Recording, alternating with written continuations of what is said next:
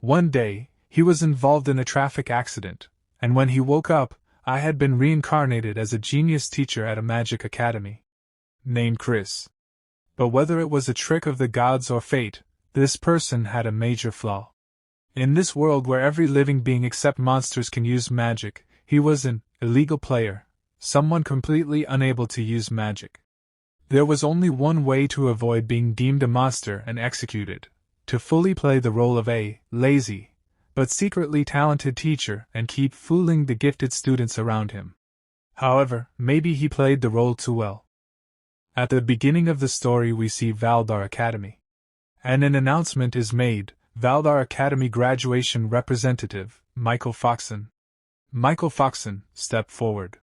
Michael Foxon comes forward and addresses everyone, and he says, "Hello, everyone. I'm Michael Foxon, a graduate of the second class of Valdar Academy." Then we see the protagonist of this story. He is sitting on a branch of a tree, and he is saying, "Hard to believe that the guy who used to stumble over simple greetings is standing here now. Well, from here, he just looks like a talking cotton swab or something, but really, no one else has hair that white except Michael. You've grown so much, Michael. Not that I actually taught you anything worthwhile as your homeroom teacher. Truly, there were countless events over those years. It was so hard staying in character beside the protagonist of a fantasy novel. But now I've completed the main quest. Goodbye to 3 years of over-the-top character settings. Now begins my long-awaited slow life." Then Michael Foxon says, "But I owe it all to someone worthy of being called a true mentor, Professor Chris." By the way, the name of the protagonist is Chris Doton. And Michael Foxon has just taken the name of that person, due to which he gets shocked, and he says, "Why is my name coming up?" And Michael Foxon further says, "If I hadn't met you, I wouldn't be who I am today. Thank you for never giving up on me, even when I was weak and pitiful, and for guiding me. I also know you have your reasons for not being able to stay at the academy any longer. So please, give me a chance to repay you. I'll follow you for the rest of my life." Chris Doton is in great shock and says, "No, no, no. You're the protagonist. Your story is just getting started. The whole world is waiting for you. Do you have any idea how many scouts came just to recruit you?" Michael Foxon further says, "And it's not just me. All of us, my classmates, trained by your hand, we've gathered here for one purpose: to follow Chris Doton. We, all 5 of us, pledge our loyalty to Chris Doton." Chris Doton gets stunted and says, "Wait, what is this situation? How did it come to this? I'm just an ordinary, powerless person from another world who can't even cast a single spell. Did I mess up the character settings?" Chris Doton tells about his story and he says, "This all started before I ever became a teacher at Valdar Academy, right after the car accident. That day, as my consciousness faded, something suddenly appeared in front of me. A system window opened in front of him, main quest. The Earth God's wish. A new life. 2. Something. Accept quest? Yes or no?" Chris Doton is looking at the system window in surprise, and he thinks, "What the heck am I seeing? Am I really about to die?" That's what I thought, until I saw that one word. I want to live. There's no way I'm dying here. My life is just getting started. In that moment, I chose to live. Without hesitation, I pressed the button. Yes. Then his eyes open inside the novel.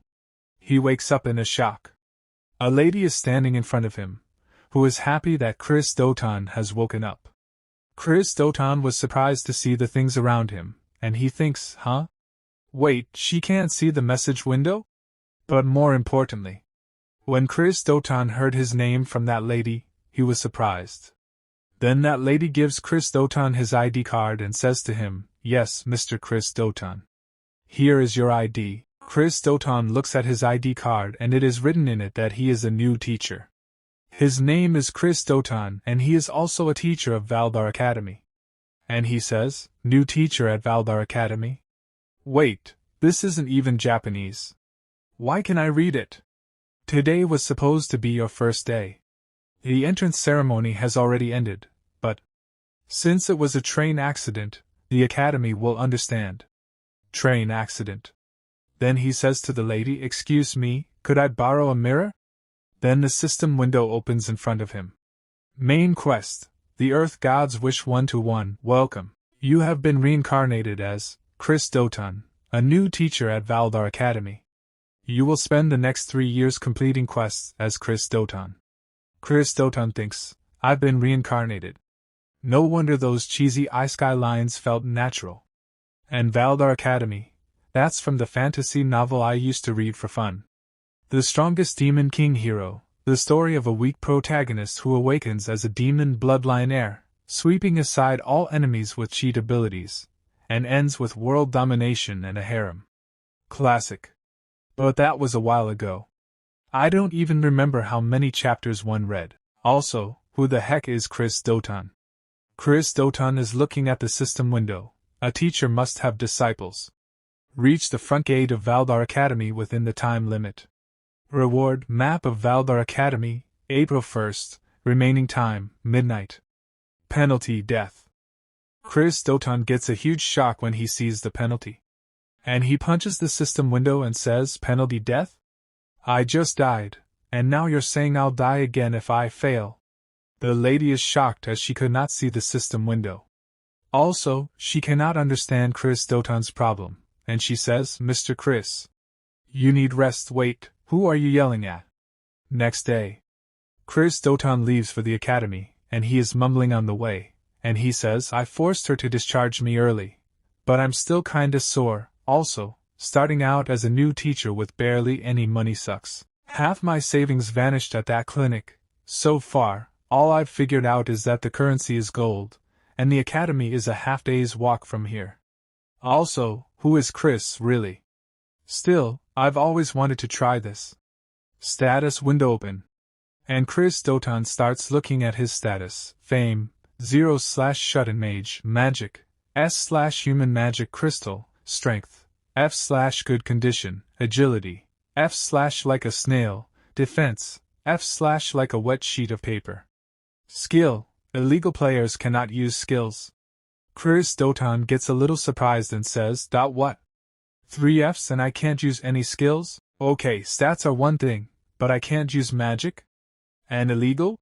Did I reincarnate through a pirated version or something? This is bad.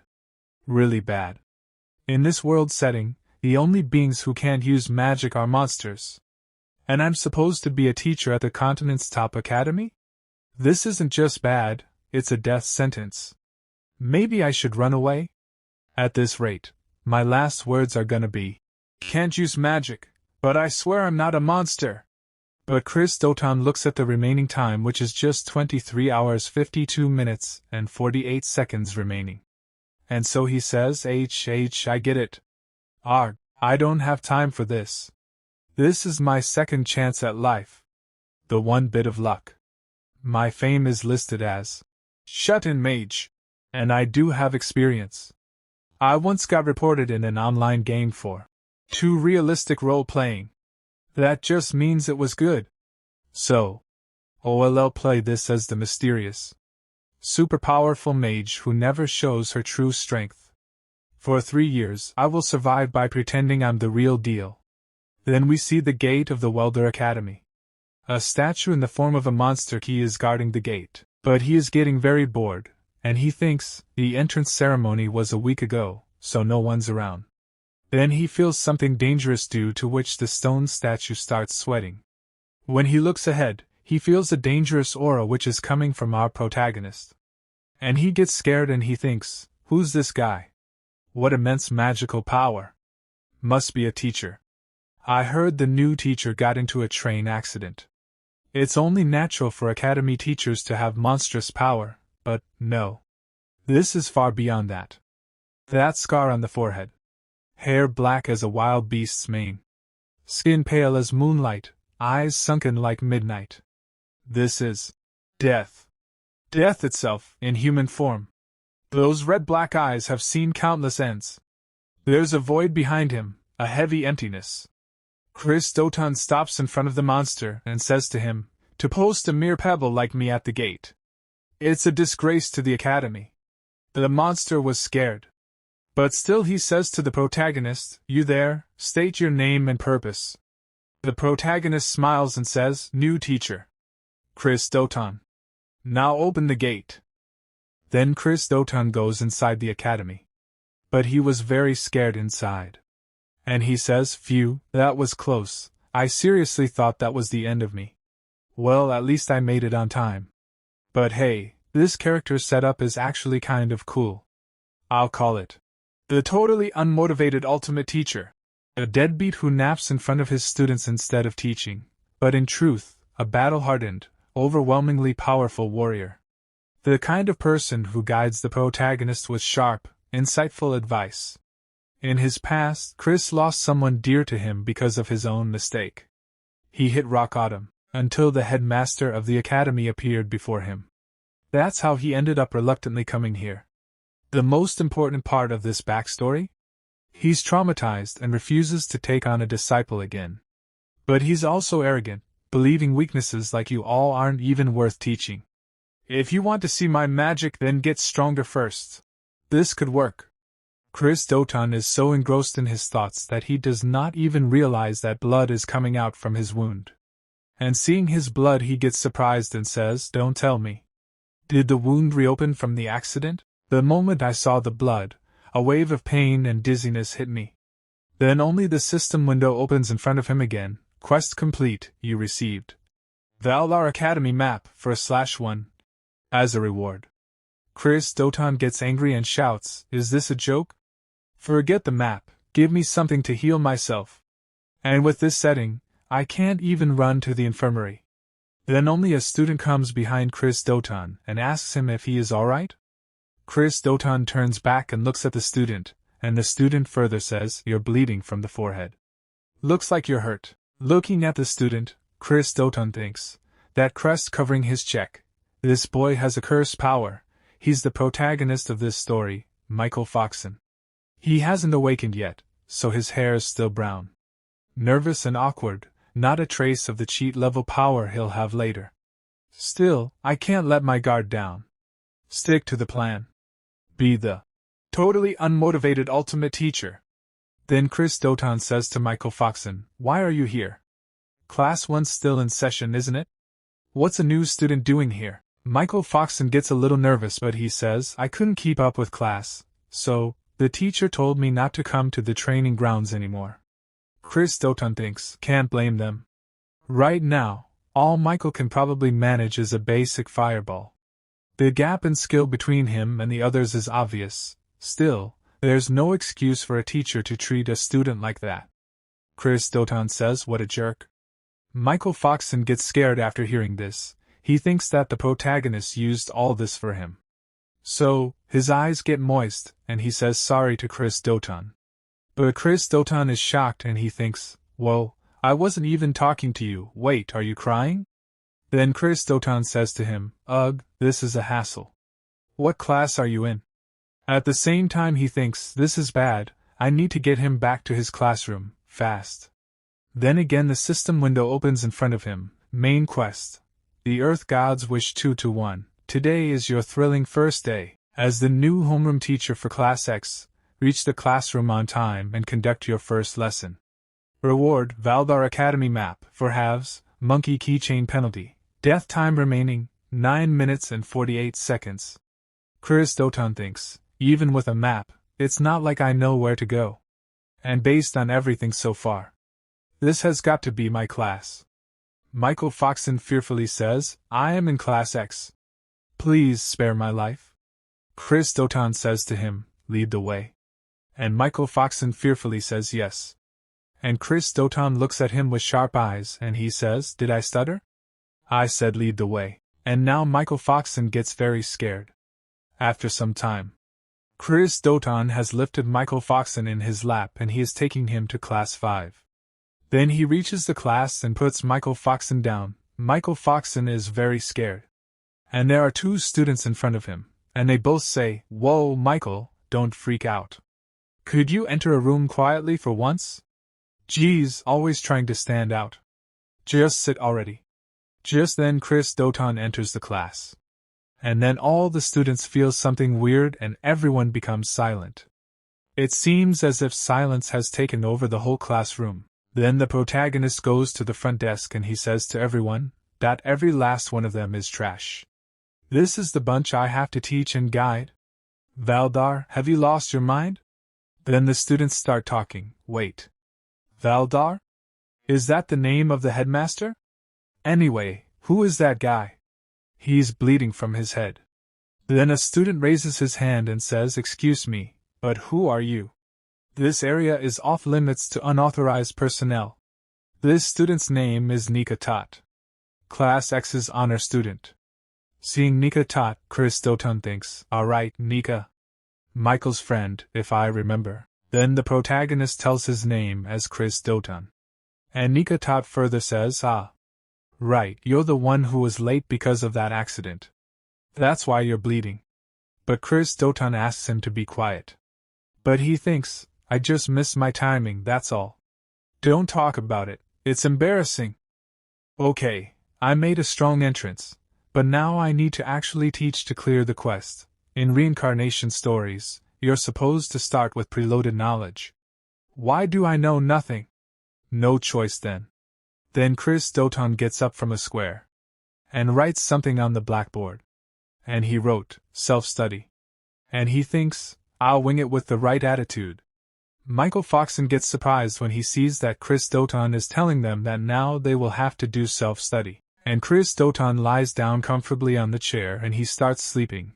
At the same time he thinks, "This is so pathetic it's embarrassing, but this is when I have to be bold. Act like you aren't even worth explaining things to." Some students say, "Did he just fall asleep right there? He really went with self-study on the first day. That's insane." Chris Doton totally agrees. "Is this even going to count as a lesson?" Just then a girl stands up and shouts, "Mr. Chris! If this is a joke, please stop. This is in terrible taste. You didn't even show up at the entrance ceremony. How dare you insult the sacred education of Valdar Academy?" On hearing the girl's voice, Chris Doton understands that her name is Angelina, who is a possible heroine candidate. And Chris Doton thinks, Angelina Sharif, one of the heroine candidates. They called her the Ice Princess, if I recall. And on the surface, she's a duke's daughter. On the surface, anyway. Most of the students here are nobles. Still, I get it. This must be unbearable for her. It might cause problems later, but as Chris right now, this is all I can say. I know about Angelina's tragic past. It stings a little. But, then Chris Doton tells Angelina in a stern voice, "If you're unhappy, then leave." And Angelina gets shocked on hearing this. And Chris Doton further says, "You didn't hear me? I said if you're not satisfied, then get lost, Angelina Sharif." But Chris Doton thinks, "I'm so sorry, Angelina." But Angelina says to Chris Doton, "What did you just say?" So Chris Doton says, "Don't make me repeat myself. If you don't like my class, get out." But he thinks, "Sorry, Angelina. Forgive me for being the kind of teacher who can only say things like this to a previous student." Angelina starts grinding her teeth in anger. Then she says, "I have no interest in learning anything from someone like you." Michael Foxon tries to stop her, and he says, "Angelina." But leaving the classroom over this. But Angelina says to him, "With your ability, I doubt you'd keep up with any lesson anyway, and I don't have time to waste on some worthless teacher." Listening to Angelina's words, many other students also start leaving the classroom. And Chris Doton is watching his students leaving and he thinks, "That I figured this would happen. They're all proud nobles, after all. I wonder how many will even stick around in the end. I braced myself for this, but still. If I get fired, what then? All I can do is trust the headmaster to have my back." Then the system window opens, quest cleared. You resend. Map of Valar Academy 2/4. And monkey keychain. As rewards, Chris Doton thinks, "For now, I survived." Oh? It just happens that only the main characters are left. The protagonist Michael, the honor student Nika, and the potential heroines surrounding the main character. The twin-tailed girl is Dolce. The other girl is Belle, the healing type support. And one more who's not here yet. I'll introduce her later. Now then. Time to act like a real mentor and say something wise. Chris Doton stands up and says, "Teach magic half-heartedly and people die." Hearing Chris Doton's words, all the pending students' ears perk up, and they all get shocked, and Chris Doton says, "That's why Valdar Academy is a training ground for killers. Give a deadly weapon to someone who can't even control their own mana, and it won't be them who dies, it'll be someone else. Calling it an accident or mistake, that's just sugarcoating reality. Do you have the resolve to bear that responsibility?" But all students become quiet, and no one says anything. Then Chris Doton starts leaving from there. After some time, Chris Doton comes out of the classroom and stands near a wall, and he starts laughing and he says, "I think my lifespan just shortened by 10 years, creating a character whose life depends on their performance. Really is a whole other level. I need to adjust to this reality, and fast. Oh, right. That monkey keychain I got as a reward. What is this?" Chris Doton has a small monkey keychain in his hand and Chris Doton is happy seeing it, and he says, "What the heck? It's adorable. I personally love it, but if Chris carries this around, it'll totally ruin the vibe. I wonder if it has any effects?" Then suddenly the system window opens in front of him, and it says, "Equip item. Monkey chin? Yes or no once equipped. It cannot be removed for 5 minutes. Choose wisely." Chris Doton says, "So I won't know the effect until I equip it? Alright, let's just check what it does." The system says, "You equipped monkey keychain. While equipped, your agility increases by 1 rank. From F snail to E big bros snail." And Chris Doton becomes happy seeing this and he says, "An entire rank boost to agility. This is a cheat item. As long as I hide it under my clothes, it's fine. Higher agility means better offense and dodging." The system further tells Holmver, while quicker speech will end with key. Example. The system is truly generous key. Chris Doton gets surprised on listening to the system's words. But he controls himself and says, "What did you just say? Are you implying I'm a monkey?" And Chris would never talk like that. A girl is watching all these actions of Chris Doton from behind, and she gets a bit surprised. Then she takes Chris Doton's name. And when Chris Doton turns back and looks, she is standing there. And he asks Chris Doton, "Why are you here?" Then Angelina is unable to move, she stops. And Chris Doton thinks, "Crap. I should have used a stealth spell." Angelina thinks, "The moment those Reaper-like eyes locked onto me, my mouth opened on reflex. There's no way any excuse would work on this person, not even the Duke Sharif family name. I know her type well. People who trust only in their own power and disregard everyone else, arrogant geniuses. That scornful gaze, I've seen it more than enough to last a lifetime. What now? You're not going to check my pockets, restrain me, or stop me from running? Is this what they call silent pressure?" Then Angelina says, "You saw, didn't you? That I was smoking. I won't deny it. I know it was wrong. I'm sorry. I'll accept whatever punishment is due." Angelina thinks, maybe it's good that he caught me. There's no way he'd let it slide anyway. Even if it hurts my reputation, if he tells me, "You're unfit to inherit anything," and rejects me outright, then maybe I can finally give everything up and just be free. Chris Doton touches Angelina's forehead with his finger and says to her, "Pathetic kidkey." Angelina thinks, "YH? What does that mean?" That look. It wasn't scolding or furious.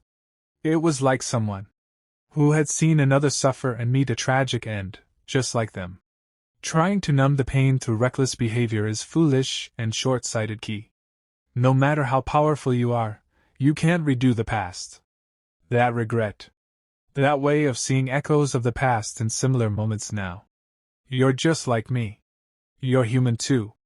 So you weren't just some tyrannical generalist after all. Then Chris Doton starts leaving. And Angelina gets surprised when she sees a monkey keychain near Chris Doton. And she thinks, that monkey doll doesn't match your appearance at all. You must have gotten it from someone important, or maybe it's a memento. I'm sorry. for reminding you of something painful, and for acting out of line despite being such an amateur. But Chris Doton thinks, by the way, enforcing a no-smoking rule on campus doesn't fit your character at all, right? Wait, was she able to tell my speech turned into tea? After some time, Angelina comes back to her classroom and sits down. Chris Doton is surprised to see that Angelina is back? And Angelina says that's… don't misunderstand. I was just curious about Belle Fruzia's healing magic, that's all. And Nika Tot gets excited and he says, so, X class now has me, Nika Tot, Michael, Dolce, Belle, and Angelina. That makes 5. It's like a small elite unit. So cool. And Chris Doton thinks, well, the rest of the students all requested transfers out of this class. Dolce says, I wanted to show those useless extras what we're made of, right, Michael? Chris Doton thinks, as expected of Dolce, a real little devil-type heroine.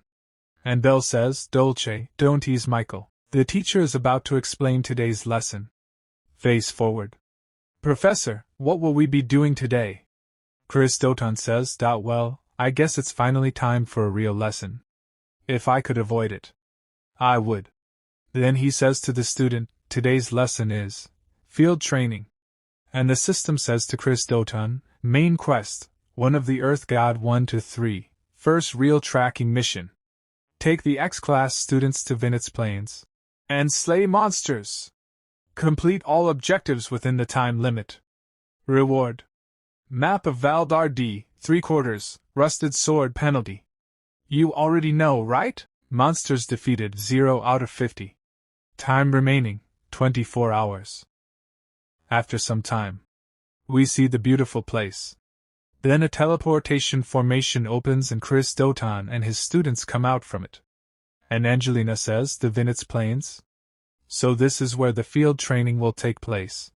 Nika Tot is excited. And he looks at Chris Doton with shining eyes and he says, wow. Professor, we haven't even been given weapons yet, and you're already using teleportation magic? But Chris Doton thinks, no, that wasn't me. We were just in the classroom, and the next thing I know, we were here. What's going on? Spatial magic isn't something students can use. And then Dolce looks at Chris Doton's head and she says, wait, there's a shadow over Professor's head. And the students think, that must mean we were summoned here by someone else. That's a horned rabbit. There are horned rabbits behind Chris Doton. And the system tells Chris Doton, teleportation by an unknown party confirmed. You have arrived at the designated location. And Chris Doton thinks, we were brought here by a third party. Dolce shouts, it's a horned rabbit. Angelina says, Professor, there's a boss monster right behind you. Chris Doton looks back in fear and thinks, am I going to die? And the system tells Chris Doton that the remaining time is 23 hours 59 minutes and 59 seconds left. Until now he had not hunted even one of the 50 monsters. And there are 2 dangerous monsters in front of Chris Doton, as well as the boss monster. And Chris Doton thinks, get a grip. Right now, I'm Chris Doton. What would he do in this situation? To him, this kind of thing wouldn't even count as playtime. He'd probably use it as a chance to test the students. Then Chris Doton shouts and says to the students, you fools. Have you already forgotten why we're here? Angelina says, what? You can't be serious. You expect us to train in this situation? Do you even know what's behind us? But Nika Tot is excited and says, get it now. Angelina. That must mean Professor will handle the boss himself. We just have to take care of the smaller ones. Chris Doton gets happy and thinks, what a model student. He just saved my character with that perfect interpretation. Dolce says, that's so we're just on minion clean-to-do? And Angelina looks at Chris Doton with scared eyes but she says, that I understand. You must have a plan. I believe you wouldn't knowingly put us in danger. And Angelina takes out her spear and stands in a fighting posture. And she moves forward and starts attacking the monster. And seeing this, Belle says, leave support to me. If anyone gets hurt, I'll heal you right away. Michael Foxon starts gathering fire in his hands to use his fire magic. Chris Doton is happy to see Michael Foxon's fire magic and he thinks, "Great job, everyone." As expected of the story's main cast and their companions. This is going smoothly. Slowly, all the students together start killing the monsters and slowly the number of monsters killed is increasing. But then the monster's saliva drops on Chris Doton's shoulder, feeling which Chris Doton is shocked. When he turns back, there is a three-horned rabbit in front of him and Chris Doton gets a little scared after seeing it, and he thinks, right, I forgot that guy was here. Honestly, I'd rather pass out before I even feel the pain. No, it's too soon to give up. Even if I get eaten, there's still a chance I survive. If I fail this quest, I'll definitely die, so it's smarter to choose the first option instead. Then Michael Foxon sees that Chris Doton has been attacked by Boss Monster and eaten. And seeing this, Michael Foxon gets a big shock and he starts running to save Chris Doton. But he thinks, right before my eyes someone died. Again. Is it because I'm weak? Because I'm a failure? Who can't even defeat a single monster? Is this my fault? Just then Belle goes and stops Chris Doton. And tries to make him understand. But Michael Foxon says, "Let go of me, Belle. Professor's still over there." But Belle says it's already too late. Professor sacrificed himself for us. Monsters that size get sluggish once they're full. But Michael Foxon says, "No. You're wrong. Belle, you're good at healing magic, right? With your power, maybe we can still save him." But Belle says, "I'm sorry, Michael." And Michael Foxon starts remembering his old memories when he had stopped Chris Doton. And he had told him, I know I have no right to say this. Booty want to be stronger. I want to be strong enough to take on all responsibility on my own. If I can do that, I'll do whatever it takes. Michael Foxon thinks, he's going to laugh at me again, right? Then Chris Doton smiles and he had told Michael Foxon at that time, "You will become strong, Michael." Michael Foxon remembers all these things and says, "He was the only one who ever said that to me. No one else ever believed in." Dolce shouts, "Let's just fight our way out of here ourselves. It'd be faster than waiting around." And Michael Foxon thinks, "That's why I want to give everything I have today. People like all of you are what it means to be strong. I'm just a burden. I should have been the one eaten instead." Michael Foxon is lost in his own thoughts, and is not listening to Belle's words. Tears are falling from his eyes and he is thinking, it wasn't Professor or Mom who should have died. Then the demon inside him says, "It should have been. You want power, don't you, Michael? Then take my hand. Let us become one." It was me. And the demon inside Michael Foxon was about to control Michael Foxon's intellect. Then Michael Foxon stops, and he hears someone's voice. And someone says, "Everyone stop." And the protagonist appears in front of them, covered in blood. He has killed the boss monster and asks, "Why are you running? Can't you see the monsters still swarming around us?" Chris Doton and his students have killed 27 out of 50 monsters so far. The quest is already half completed. Nika gets happy to see Chris alive and says, as expected, "Professor? You're alive. Did you let yourself get eaten on purpose to attack from the inside?" Chris thought, "No way. Thanks for interpreting it like that, though." Then he said, "You're noisy. I told you today was your field training, did not I? You forgot your objective and tried to run away." On listening to Chris's words, Nika again goes ahead to fight with the rabbit monster, and he says, "I'm sorry. I'll return to training right away." Belle tells him, "Nika-san, it's dangerous to go back alone." Then Dolce says, "Professor, even if those idiots manage to get through that, my eyes won't miss a thing, you know. I'll find out what you're plotting sooner or later, so look forward to it, okay?" On listening to Dolce's words, Chris thought, "Yep. This kid is definitely my top threat. Scary. Scary. I wish I could switch classes." Seeing Chris safe and sound, Michael and Angelina have tears in their eyes. But Chris is a little confused as to why they are getting so emotional. Anyway, seeing them both, Chris thought, are they crying because of me? What kind of protagonist is this girl, and she still hasn't fully awakened? Angelina said honestly. Was it really necessary to go that far? Even after you were eaten, we kept fighting without giving up. I thought this was a kind of test. But if you had the power to defeat it in one hit, you should have done it from the start. That was way too dangerous for just a performance. Chris thought, what should I do? They're misunderstanding everything, but I don't really feel like explaining. Because, by eating me, who possessed S-rank magic power, that monster, its stomach just burst from overeating. Then he said to both of them, I believe I said if you're unhappy with my methods, then leave. Also he thought, anyway, let's calm them down and get them back to training. Angelina said, I doubt we'll never make the same mistake again. Michael said crying, I am sorry. Please don't abandon me, Professor. Chris thought, I'm kinda feeling guilty now. Chris said, then you all get going too. At the same time he thought, I really do want to explain everything properly, but every living being in this world possesses magic power. Among them, monsters are born with relatively little magic power, so they have no choice but to absorb it from other life forms. The human species in particular, which holds overwhelming amounts of magic power, is often targeted by monsters. Magic power, as human magic crystal. However, all I have is an overwhelming amount of magic power. In other words, to them, I'm the ultimate dish, premium foie gras topped with caviar. But what happens if you try to stuff a watermelon into a small plastic bag? Magic power that exceeds capacity can't be absorbed and just bursts the container. Well, I didn't really think it would go that smooth.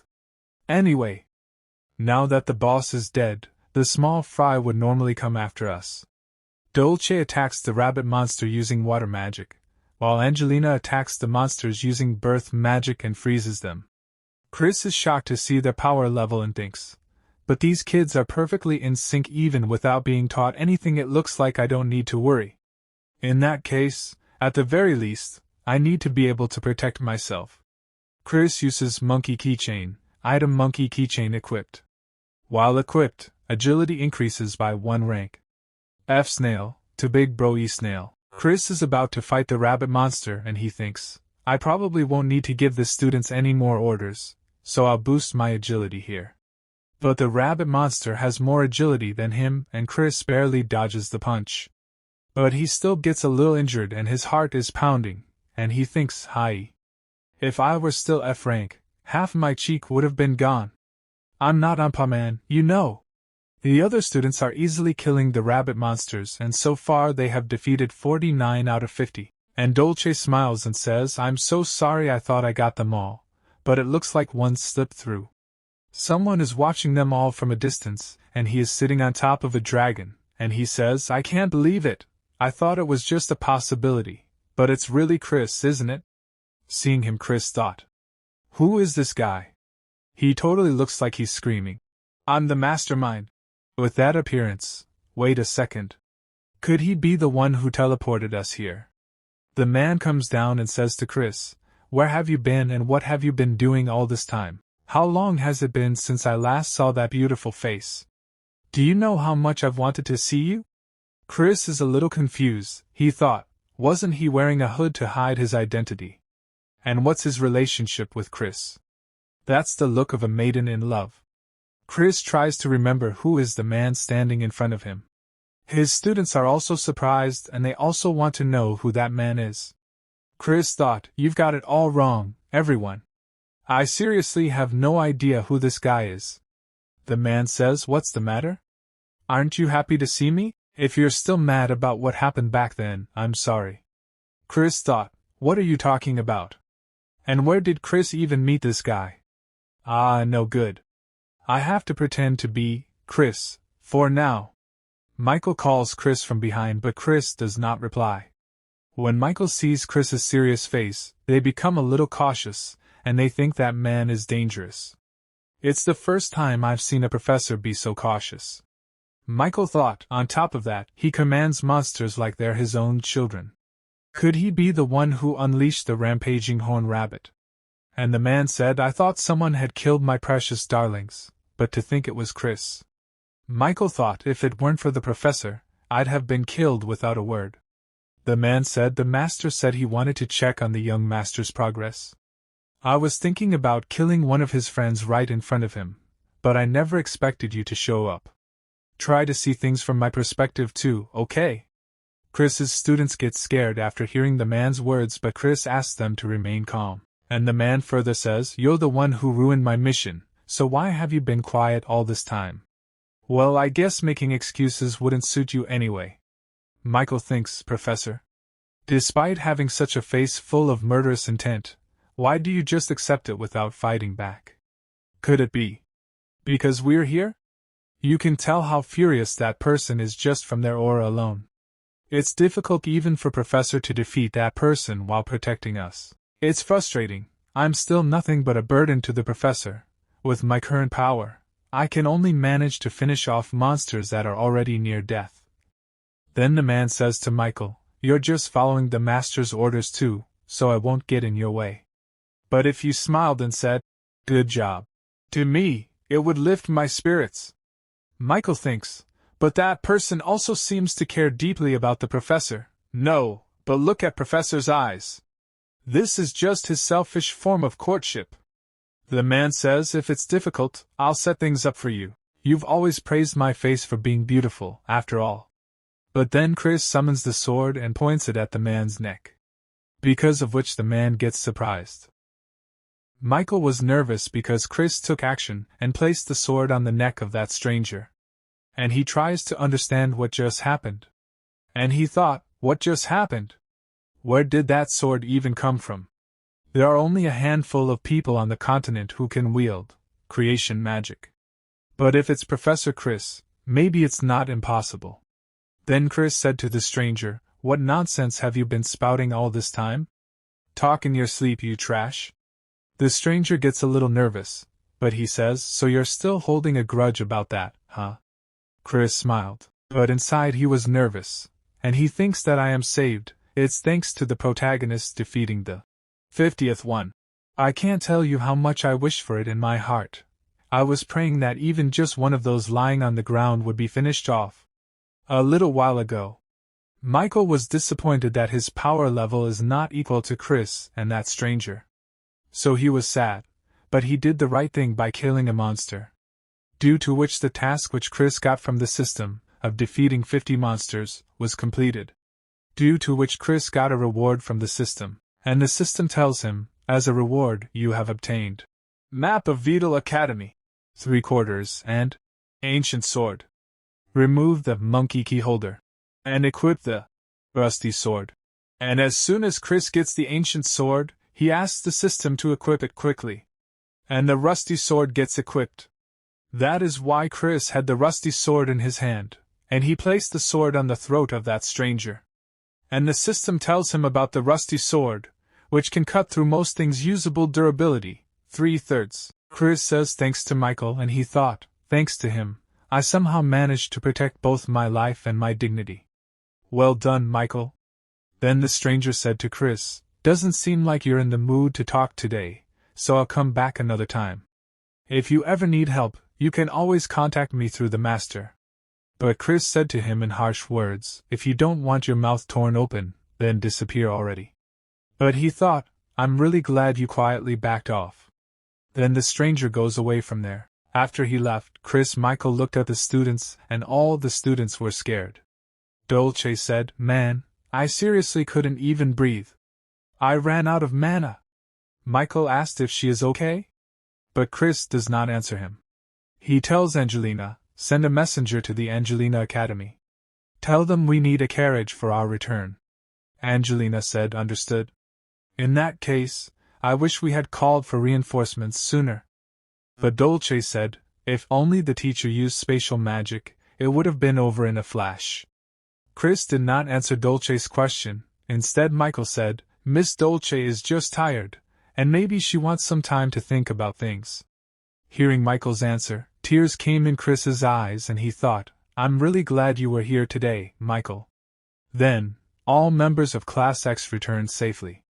The next day, Chris is completing his daily routine, but he thought, starting off hard, What kind of life has Chris lived up to now?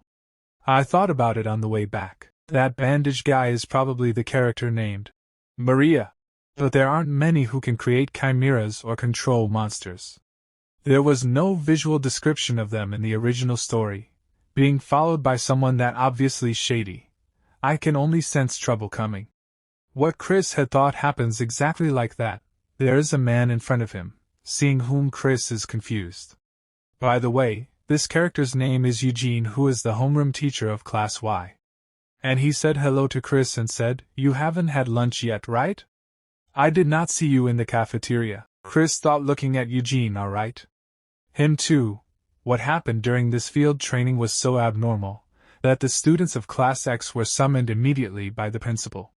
However, for some reason, the principal's decision was to reinforce the defense magic circle and to impose a gag order regarding the incident. And also, one person was assigned to monitor me. It's this narrow-eyed teacher. The principal probably realized the person who approached me was part of the Demon Lord's army. And since there's a chance I'm colluding with them, he assigned this guy to watch me. Over a decade ago, the Demon King was defeated by the Holy Emperor and is believed to have vanished from this world. But just like in every fantasy cliché, he's been lurking in the shadows, scheming his resurrection. The protagonist holds himself back and takes revenge on them. That's the premise behind the strongest Demon King hero in this story. I'm in a tricky position, caught between the principal, who's on the Holy Emperor's side, and the Demon Lord's army. If I get on this guy's radar, I'm seriously screwed. Eugene asked Chris, "What do you say? Want to have lunch together?" But Chris said, "You've been babbling nonstop. You're such an eyesore, so disappear already." Eugene said, "I see. Was my voice too loud? Then, how about this volume? I actually get told a lot that I have a nice voice." Seeing Eugene's weird antics, Chris gets very angry inside, but he controls his anger and thinks, "Ha! Is this guy a pervert too? Everyone around me likes this or what?" And Chris said to Eugene in harsh words, "I said shut that mouth of yours." But Eugene laughed at Chris's words and said, "Well, that would be difficult." "Well, that would be but if you were to cover them with your own hands, teacher."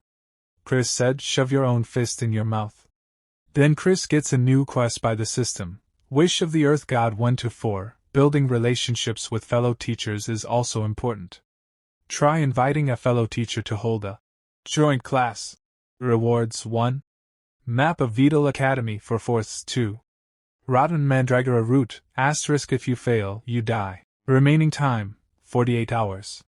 Chris thought, they're not even trying to hide their malice anymore. Do it or die is basically the default now.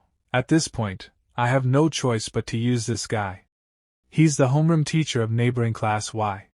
He has the most students who transferred from Class X. But how am I supposed to bring up something like that while staying in character?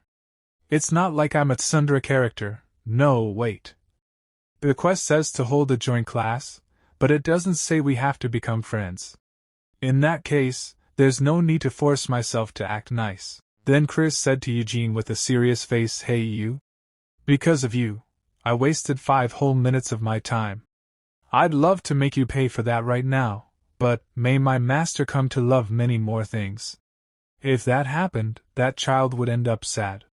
Chris felt a little cringy while saying all this and thought, ugh. Even though I made this backstory myself, it's so painfully cringy. Chris continued and said, "If you want to get close to me that badly, let's have a match. The trash you were teaching and the scum I raised. We'll see who is better." At the same time he thought, of course he wouldn't refuse. The principal ordered him to approach me and to extract information that altered all. Eugene asked, "Do you mean a match between our students?" Chris said, "If I win, don't ever show your face in front of me again." Eugene thought for a while and then said yes. And smilingly said, "You come up with surprisingly fun ideas. Then if I win, will you treat me to a meal?"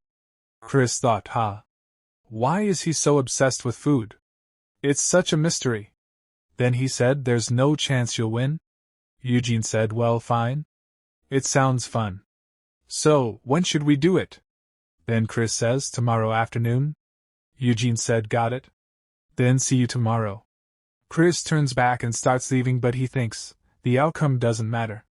As long as we can hold a joint class, that's enough. But honestly, with all the nerdy characters in Class X, I don't really think we'll lose. And someone was secretly listening to their conversation. And we see that it is Nika. And Nika has completely heard their conversation and he says, "Teacher, are you having us compete against another class because you believe in us?" The entire academy was buzzing. Whispers turned to shouts in the hallways. "Have you heard the news? Class X and Class Y are going head-to-head. Let's go check it out."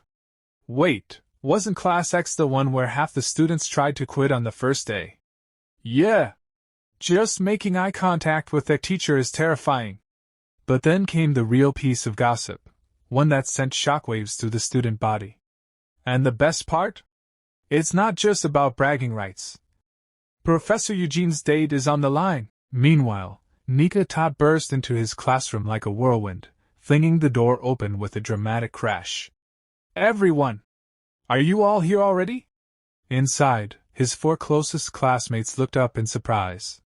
Dolce, lounging lazily at her desk, yawned. "You called this an emergency, so I came. What's going on?" Angelina, twirling her ice blue hair with a smirk, sighed. "I've got dinner plans, so this better be quick." Nika grinned. "I'm sure you've already heard, we're going up against Class Y." Angelina shrugged. "Yeah, teacher said she'd explain it again, but there's gotta be more to it than that, right?" Nika leaned in, voice lowering conspiratorially. "Bet you didn't hear this part. If we lose, Professor Eugene gets to go on a date." The room fell silent. Wide eyes. Jaws dropped. "Wait, what?" Dolce choked. Angelina laughed in disbelief. "Haha, wait, are you serious? You sure you didn't mishear or just imagined it?" Nika crossed his arms, puffing out his chest. "I'm a tot. And tots don't lie. I overheard them myself. They were talking about it." Michael, usually quiet, perked up. A date? With our teacher?" Dolce added with a teasing grin. "I mean, technically eating out with someone of the opposite sex is a date, right? But this is the first time anyone's heard anything like that about Professor Eugene." Angelina mused aloud. "True. I always figured he was more of a lone wolf." Nika slammed his fist into his palm.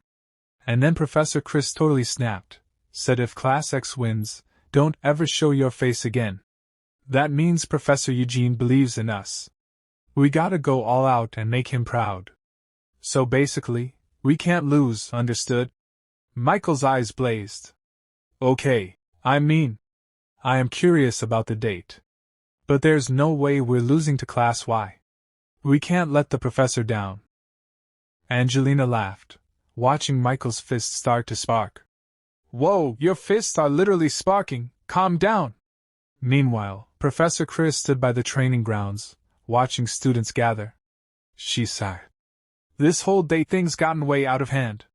Across from her, Professor Eugene approached with his usual unreadable expression. Chris eyed the difference between their classes. Just look at that numbers gap. There's no way this is balanced. Eugene spoke first. Are you familiar with the match format? One-on-one duels. First team to 3 wins takes it. Chris scoffed. Humph, what a hassle. Wouldn't it be faster to just let them all brawl at once? Eugene shook his head. It's too early to teach them team battles. Chris raised a brow. Oh? My students already pulled off combo attacks without blinking. That main character buff is ridiculous. Now then, choose your first fighter. Chris didn't hesitate. No need to overthink it. I've trained them well. Just level up and smash them down with brute force. Nika taught. Nika saluted, grinning ear to ear. Yes, sir. I'll return with victory in hand. Victory or death. Chris deadpanned. You don't have to go that far, it's just a match. At the arena, the referee raised a hand. First match, Nika Tot vs Serena Gale. Whoever hits 0 first loses. Match ends immediately at that point. Fighters, take your positions. 3, 2, 1. Begin.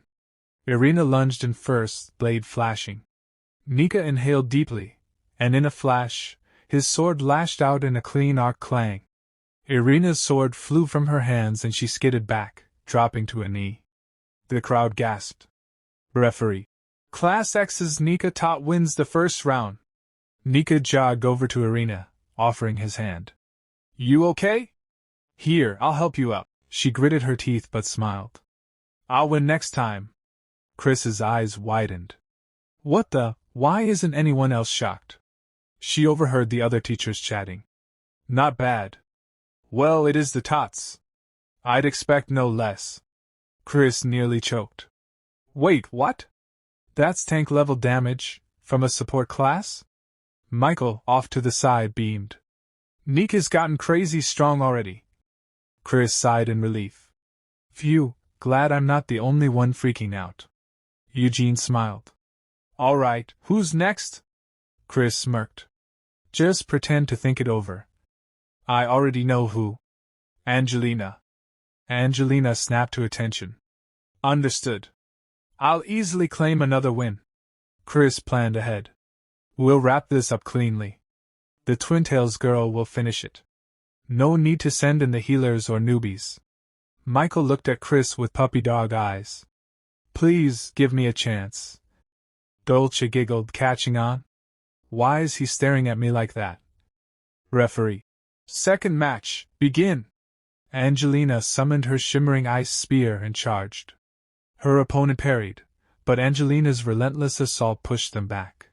The teachers watching murmured, as expected from the heir of the Sheriff family, classic ice magic. Chris's jaw dropped. Whoa, all those sparkles and crashes, it looks so damn cool.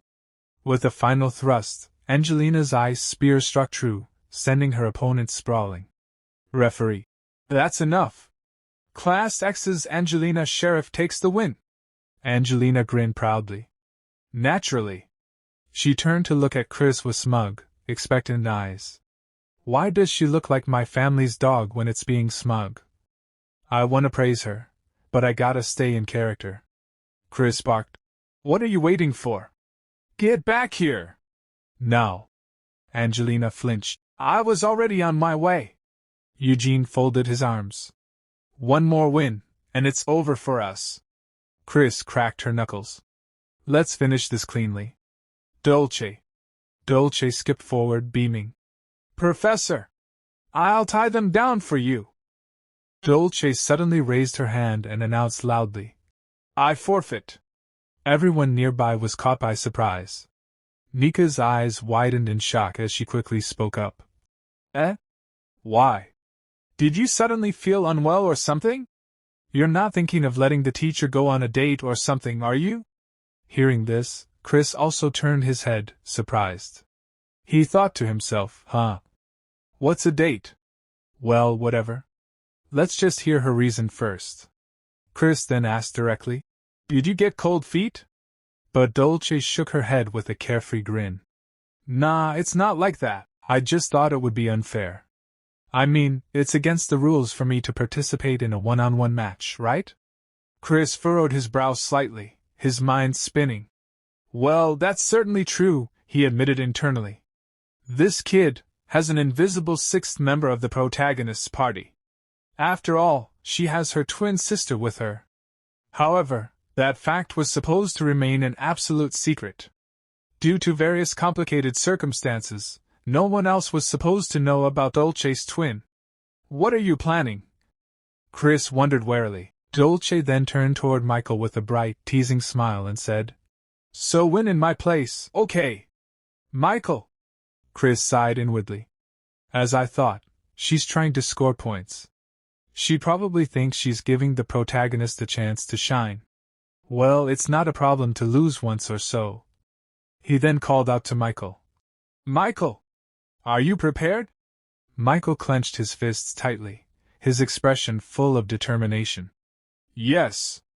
I'll give it my all and definitely secure victory. Well, it's just a match between students, Chris thought, somewhat reassured. It should be fine. Now, the match officially began. Michael stepped into the arena. Standing in front of him was a menacing-looking student with a cruel smirk on his face. The academy bully.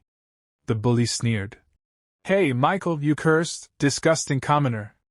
You should be grateful that I'm your opponent." The moment Chris saw that student's face, his eyes widened in horror as a cold sweat ran down his back. "Oh no. I forgot. There are mob characters who bully the protagonist." The bully stepped forward, provoking further. "Hey, don't just stand there silent. Say something, will ya?" But Michael remained silent, his face stiff, unable to respond. Chris clenched his fists. It can't be helped that there are characters who provoke the protagonist in this setting. But now is not the time. The bully, sensing Michael's hesitation, grinned maliciously and delivered a cruel, unforgivable blow. "How does it feel to come to the academy after killing your mother, you piece of trash?" Michael's entire body tensed, his expression twisted in pain and anger. A sharp headache struck him. "Don't say that," he managed through gritted teeth. Chris's nerves were on edge. It wasn't just his magic power that increased after that incomplete awakening the other day. That was something different from an awakening. A concerned teacher nearby leaned in and asked, "What's wrong? Are you okay, kid?" Michael gritted his teeth harder, glaring at the bully. "No good. Quickly run away," he warned in a strained voice. Seeing Michael's condition rapidly deteriorating, Chris's heart pounded. That's a sign of going berserk. But the foolish bully ignored him and scoffed. "Huh? What are you saying? Just stay still. I'll take you down in one hit." Chris could feel his nerves fraying. This is bad. Now's not the time to worry about character roles. Without hesitation, he shouted loudly to the entire arena. "Match cancelled!" But it was too late. A dark, ominous energy began pouring out of Michael's body, surrounding him like a thick, malevolent fog. The evil aura grew thicker and thicker, crackling in the air. Teachers and students alike stared in horror. Chris's face went pale as fear gripped him. It's over. He's completely turned into a monster now. The sinister, demonic presence around Michael intensified. His face twisted, his real, monstrous side, hidden beneath his usual gentle appearance, was now visible to all. A collective scream echoed across the arena. "Monster! Monster!" The students panicked and began shouting in terror.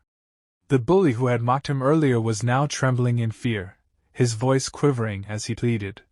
Please! Help me! Somebody!" Michael's monstrous form slowly stepped forward toward the bully, his eyes glowing with hatred. At that moment, a familiar ding sound echoed in Chris's mind as a system notification appeared before his eyes. Quest difficulty may change depending on the situation. Please successfully complete the class as a teacher. Chris gritted his teeth in frustration.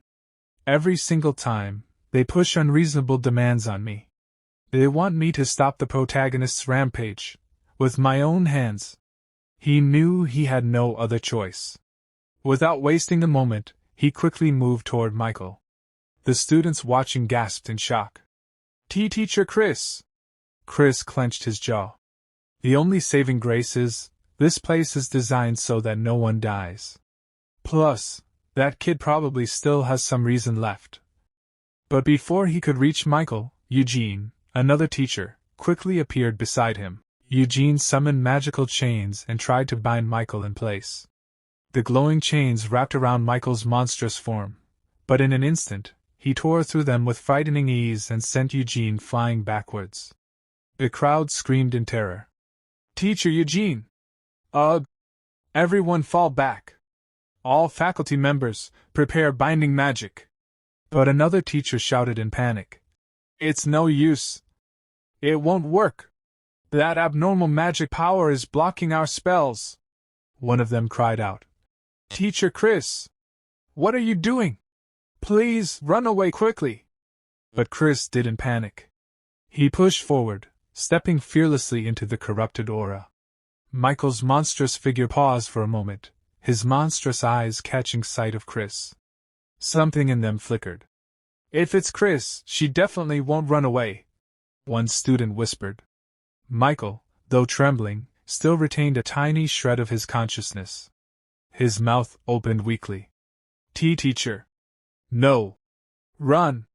Run away. Quickly. Chris took a steady breath. I almost broke character from being too scared. But I can't give up here. He still recognizes my face. Now's my chance. Without a word, Chris stepped up and stared into Michael's eyes. Michael's body stiffened as he began to sweat nervously. In an instant, Chris lashed out with a swift kick to Michael's knee, causing him to buckle. He grabbed Michael by the collar and pulled him in close, his gaze fierce and unwavering. He spoke with a voice like steel. Is this the strength you desire? It doesn't matter what fate you bear. If you make a true resolution, you can be reborn as a strong person. That's why I said you can become strong. There won't be a next time. He stared into Michael's eyes. Come back, Michael. The words struck deep inside Michael's heart. His monstrous aura wavered. Come back. Michael. Michael's eyes trembled, his body quivering. Slowly, a trace of his true self returned. And with that, Chris turned to his student and called out. Let's go back, Michael. Without waiting for a reply, he walked away, leaving the tense atmosphere behind. Some time later, Chris found himself alone, his mind still reeling from the recent events.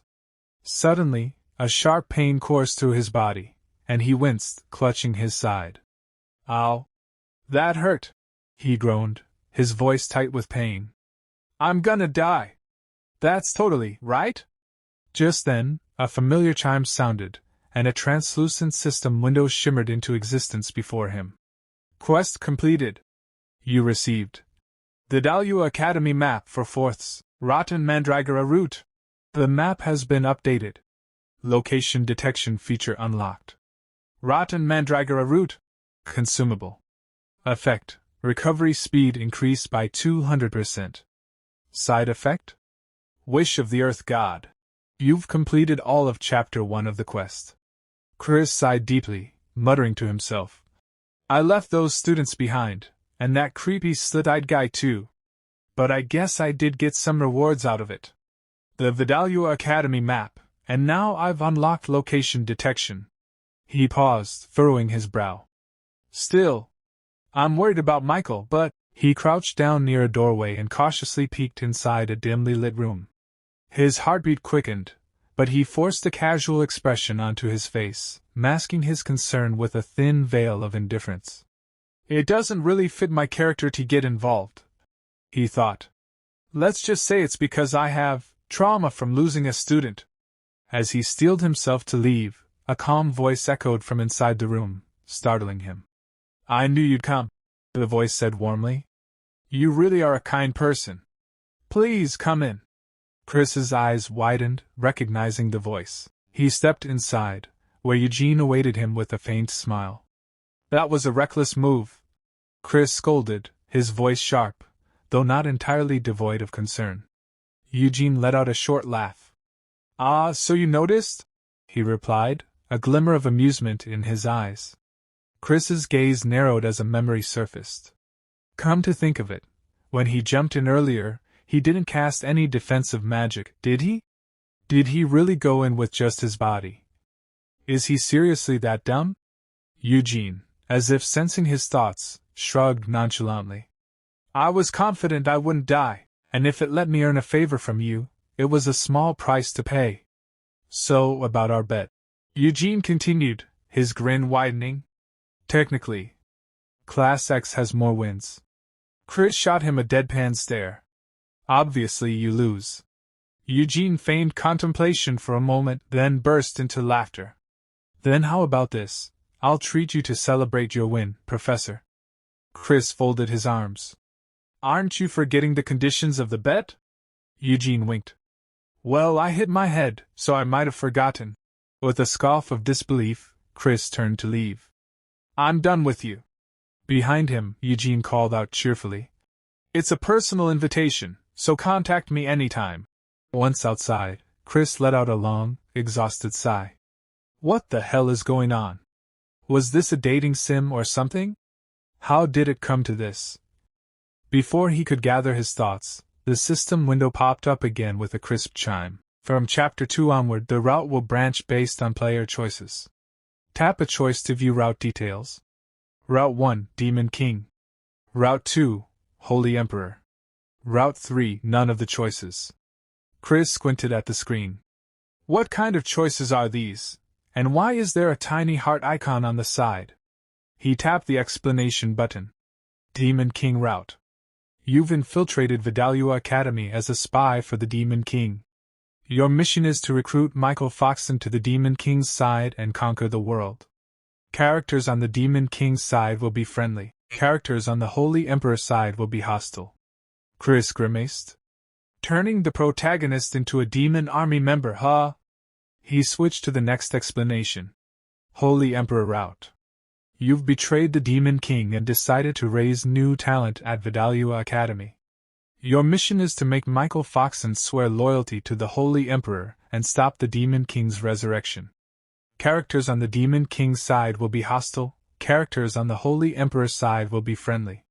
So you raise Michael as a Holy Knight instead, Chris muttered. Then came the final option, none of the choices. Seriously? Indecisiveness gets you hated, you know? Not recommended for the incompetent. Characters on both the Demon King and Holy Emperor sides will be hostile.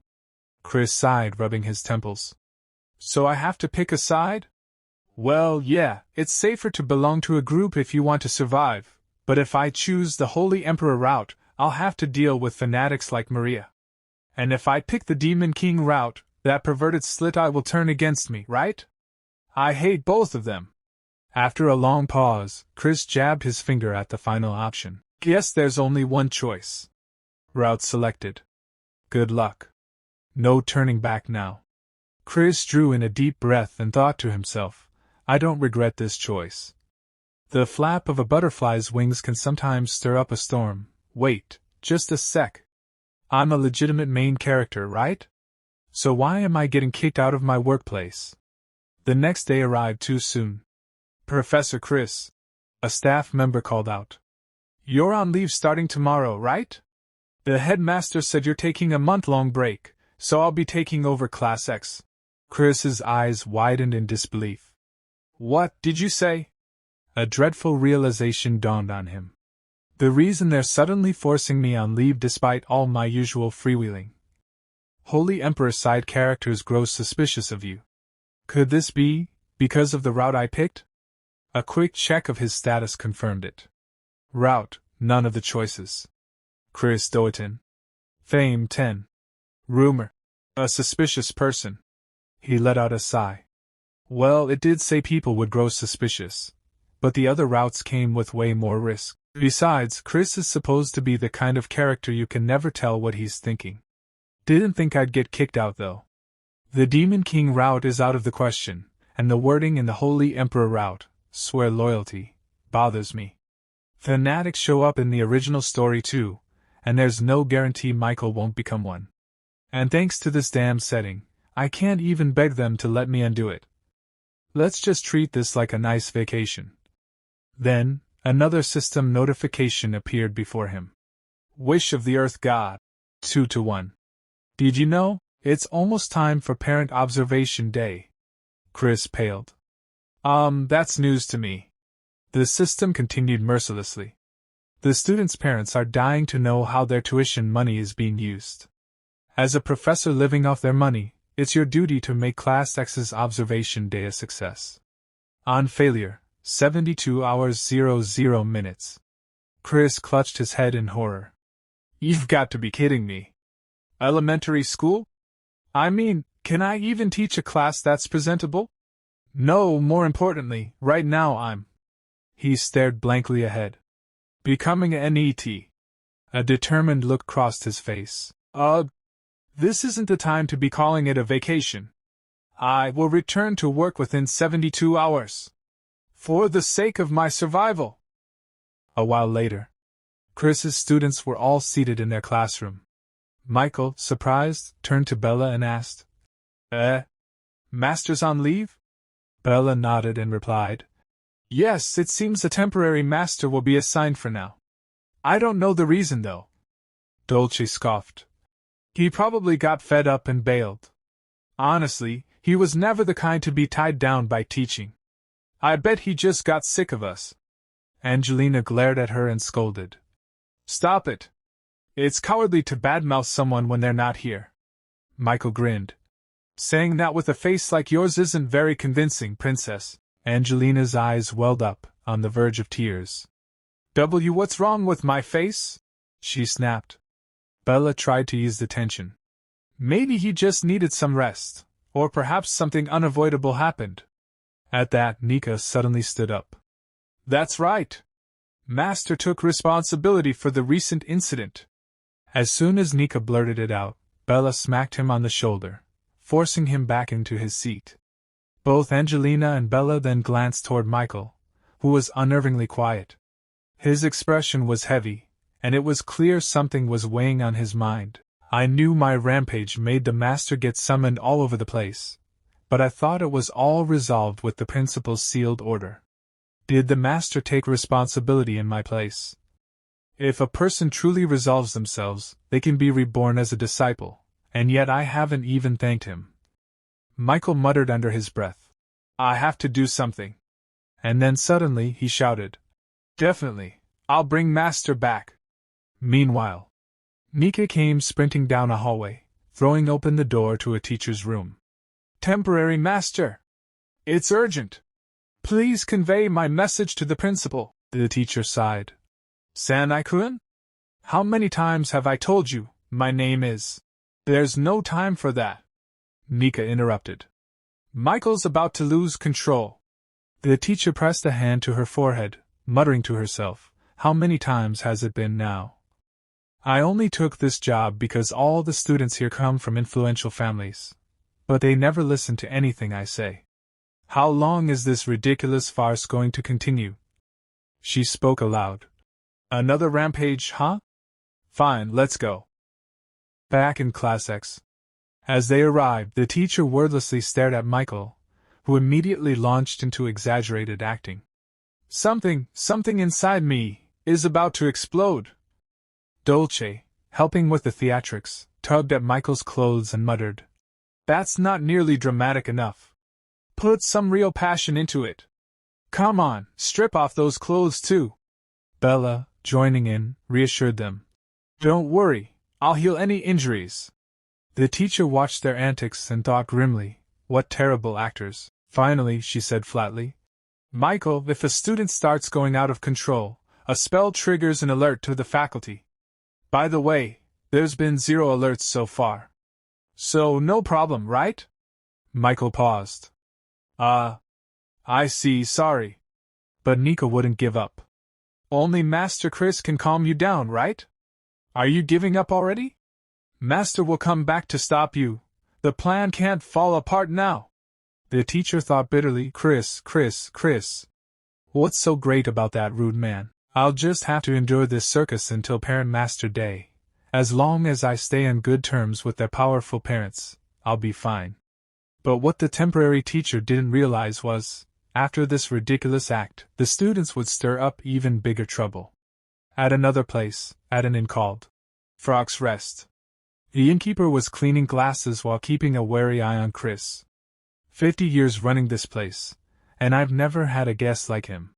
At first, I thought he was just a shady traveler, but he's been sitting there for 3 hours straight, scowling, drinking top-shelf wine, taking over the entire floor. The atmosphere's so heavy, no other customers will even approach. What is this presence? Is he the demon lord in disguise? Is today the day this inn gets destroyed? No, surely not. Just then, another customer arrived. The innkeeper quickly welcomed him, but when he got a proper look, his face stiffened. It's Duke Sharif? Angelina's father? The innkeeper's heart pounded. And if that wasn't enough, another figure stepped in behind the Duke. It was Natasha Tot, Nika's mother. Honestly, she scolded. I told you not to take off your hood. See, you've left everyone speechless. The Duke replied calmly. Tot, I don't recall making any seductive advances. Natasha smirked. I didn't say anything about seductive advances, did I? You're well aware of how good-looking you are. The innkeeper's body trembled with fear. And before he could recover, a gruff voice cut through the room. Shouldn't getting rooms be the first priority? My head's pounding for the first time in years. The voice came from a short, red-haired man, Henry Bright, Dolce's father. Finally, someone normal-looking, the innkeeper thought with relief. Henry spoke. 3 rooms. Will 3 high-grade magic crystals be enough?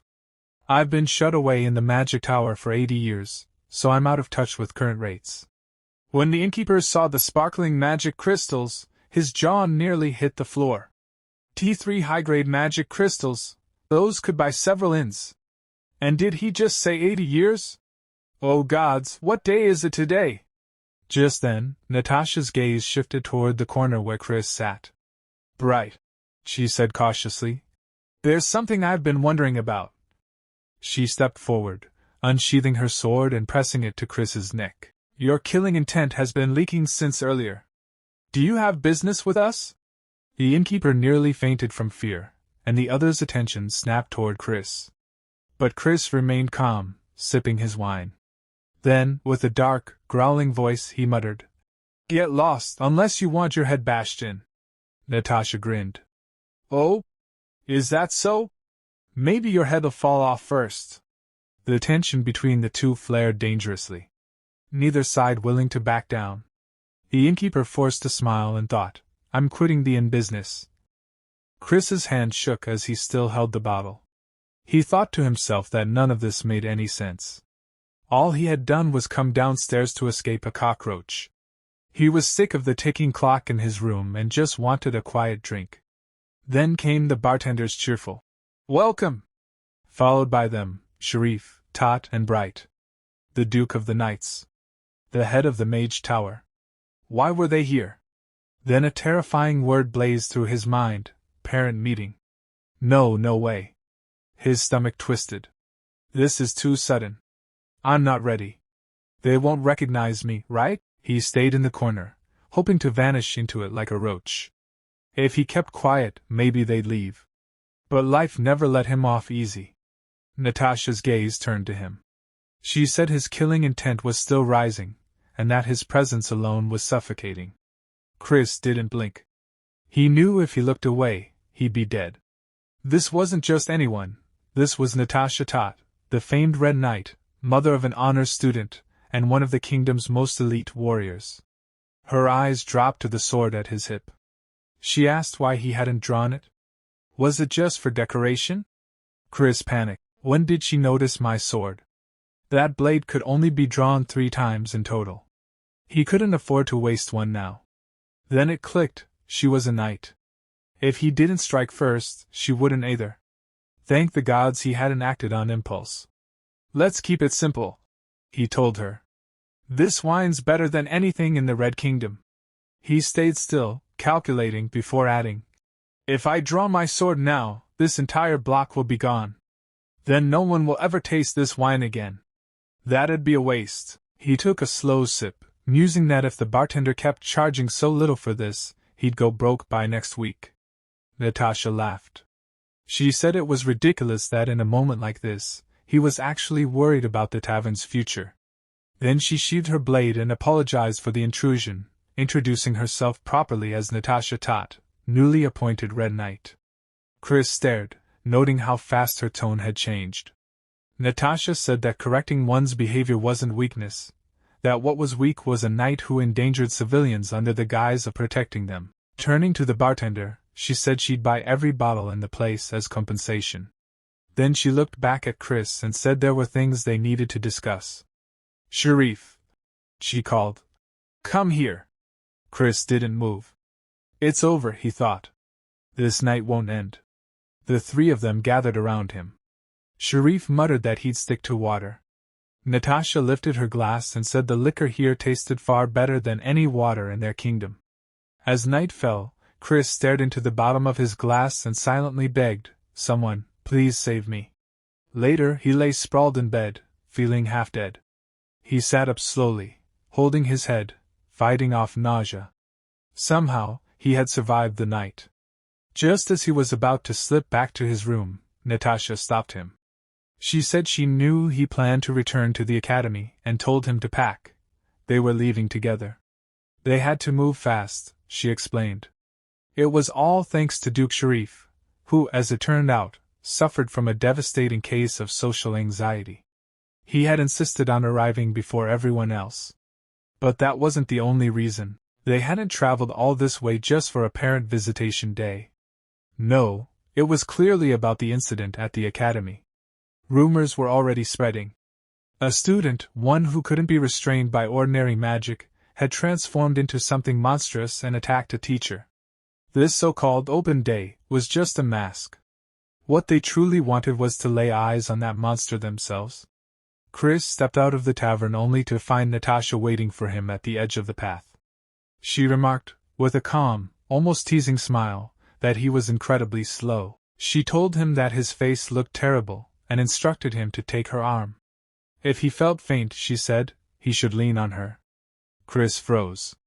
Had his drunken act been too convincing? Then Duke Sharif stepped closer, and to Chris's horror, the man looked genuinely concerned for his well-being. A wave of dizziness hit him. This felt like he was being escorted. Rain began to fall in a soft drizzle. Henry called for them to pick up the pace, and Natasha, still cheerful, noted how chatting made time pass quickly. Chris gritted his teeth. He was pretty sure only she had been talking. As the academy gates came into view, something shot from the trees. Chris reacted instinctively, slipping on the wet ground. Natasha caught him effortlessly and asked if he was all right. Then, without hesitation, offered to carry him. Shouts rang out from the distance, students calling for their teacher. Chris hissed for silence, but before he could do anything, a beam of golden light sliced through the rain. Nika's longsword caught Natasha's arm mid-motion. Top family light magic, unmistakable. Chris stared, stunned. That young man, was that Nika? It couldn't be. Natasha blinked in surprise. She said she had mistaken the situation for an ambush, but judging by his reaction time, her son had grown. Nika, jaw tight and grip firm on his blade, demanded to know why his mother was abducting his teacher. Chris remained perfectly still, Natasha's arms still around him. This was it. His cover was completely blown. He must have assumed he'd been kidnapped. And worse, it seemed he wasn't the only one who had snuck onto campus early. The students ran toward him, shouting that it really was him, their teacher, Chris. Angelina's voice broke with relief as she said she'd always believed he hadn't been kidnapped. Chris sighed. As suspected, they clearly jumped the wall to get inside. He crossed his arms, tone sharp, and demanded an explanation. His eyes landed on Michael, who recoiled at the sound of his name. The boy clutched his collar tightly, eyes burning red as he cried out for his teacher. Rain streaked down the stone path as Michael stammered that he thought the professor had abandoned them. That was why they'd come, to apologize, to say thank you, to see him one last time. Chris tilted his head. This sounds like something out of a melodrama. Still, as he looked at the drenched, trembling student, something in him softened. These students were strange, yet they made him want to be better.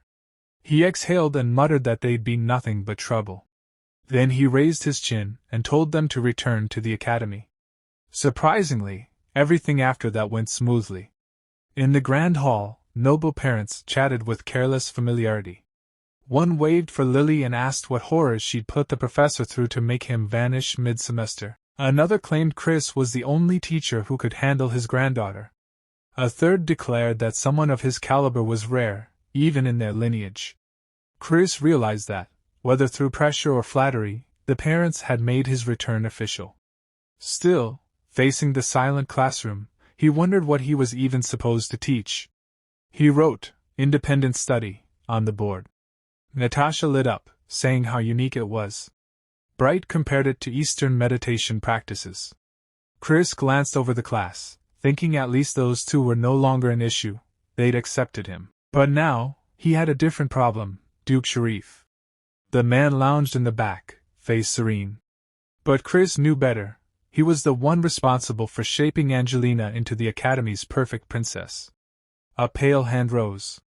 Angelina asked if she could go to the bathroom. Chris nodded. She stood and immediately wobbled, hand flying to her mouth. Michael reached out to steady her. Duke Sharif narrowed his eyes and remarked that this was unusual. His Angelina didn't act like this. Chris shot up, muttering her name under his breath. She's taking it hard, maybe sneaking off to smoke again. He sighed and followed. Natasha called out, asking where he was going and if he was abandoning the guests. Chris replied curtly that class was over. There was nothing more to see. The doors closed behind the noble visitors. One muttered it was a letdown. Duke Sharif stood silent, while Bright simply said they should get a drink. Chris reached an ornate door. Muffled sounds leaked through, choked gasps and low groans. He paused, thinking that Angelina must have wanted privacy this badly just to hide herself here. Then a red light blinked on the wall. Dang! A translucent screen appeared, announcing the quest's completion and prompting him to choose a reward. Options scrolled: Frozen Warrior's Shield, Succubus Joy, Ultra-Popular Man's Cloak. Chris stared. These rewards are getting weirder. He picked whatever fit his character best and dismissed the screen. Right now, none of it mattered. He entered the room. Angelina crouched beside a desk, shoulders shaking, eyes wet with tears. Chris called her real name, Andante Sharif. Shocked, she looked up, stammering. Her voice broke as she wondered how he knew that name. Chris's expression hardened. So it was true. The novel's version of the truth filled his mind. Angelina was actually Andante, a boy whose development had been magically halted to impersonate his gifted younger sister after she disappeared. Chosen for his resemblance, and trained through cruelty and brainwashing, Andante had become the perfect Angelina. In the novel, the revelation shattered the fandom. He remembered the outrage in the comment threads, one user screaming the author had gone insane, another quitting, and a third grinning that secrets made characters even better. Andante Sharif, an illegitimate child of mediocre power, had been overlooked in favor of his sister. When she vanished, the Duke didn't search for her, he created her. Magic suppressed Andante's growth, and the trauma left deep scars. According to the story, he developed severe OCD and lived in constant pain. Andante sniffled and begged, saying that if her father found out, Chris would disappear like the others. Chris remembered with grim clarity that everyone who learned the truth about Andante was silenced by Duke Sharif. He straightened. It's always the same with people like them, he said. Do I look like someone you can mess with? He grinned slightly, already forming a plan. The Sharifs were one of the few families who remained neutral, either siding with the Demon King nor the Holy Emperor. That aligned perfectly with his own position. But if he wanted to survive, he needed insurance. He looked at Andante and said the name firmly and clearly. Andante flinched and begged him to call her Angelina. Chris overrode her gently but firmly. He said that Andante would lead Class 10 to victory in the school tournament. That was the deal. Getting them indebted to him would be the fastest way to win. He had read the novel. He knew how to use that knowledge. In return, he promised to find the missing sister. Andante gasped. Chris added that, of course, he'd also free the princess trapped inside this charade. A chime rang out. A panel materialized in the air. Main quest: Earth Gods Request 2-2. Objective: lead Class 10 to victory in the Academy Tournament. Reward: 1 lucky chance. Failure: death. Time remaining: 14 days. Chris narrowed his eyes. It was time to win the prize from the Academy's internal championship, the first semester tournament. Traditionally, each grade competed separately. The Eye of Flame, embedded with a single red magic crystal, was the symbol of victory.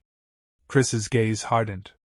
That crystal, he needed it to find the real Angelina. Winning should have been simple, but there was a problem.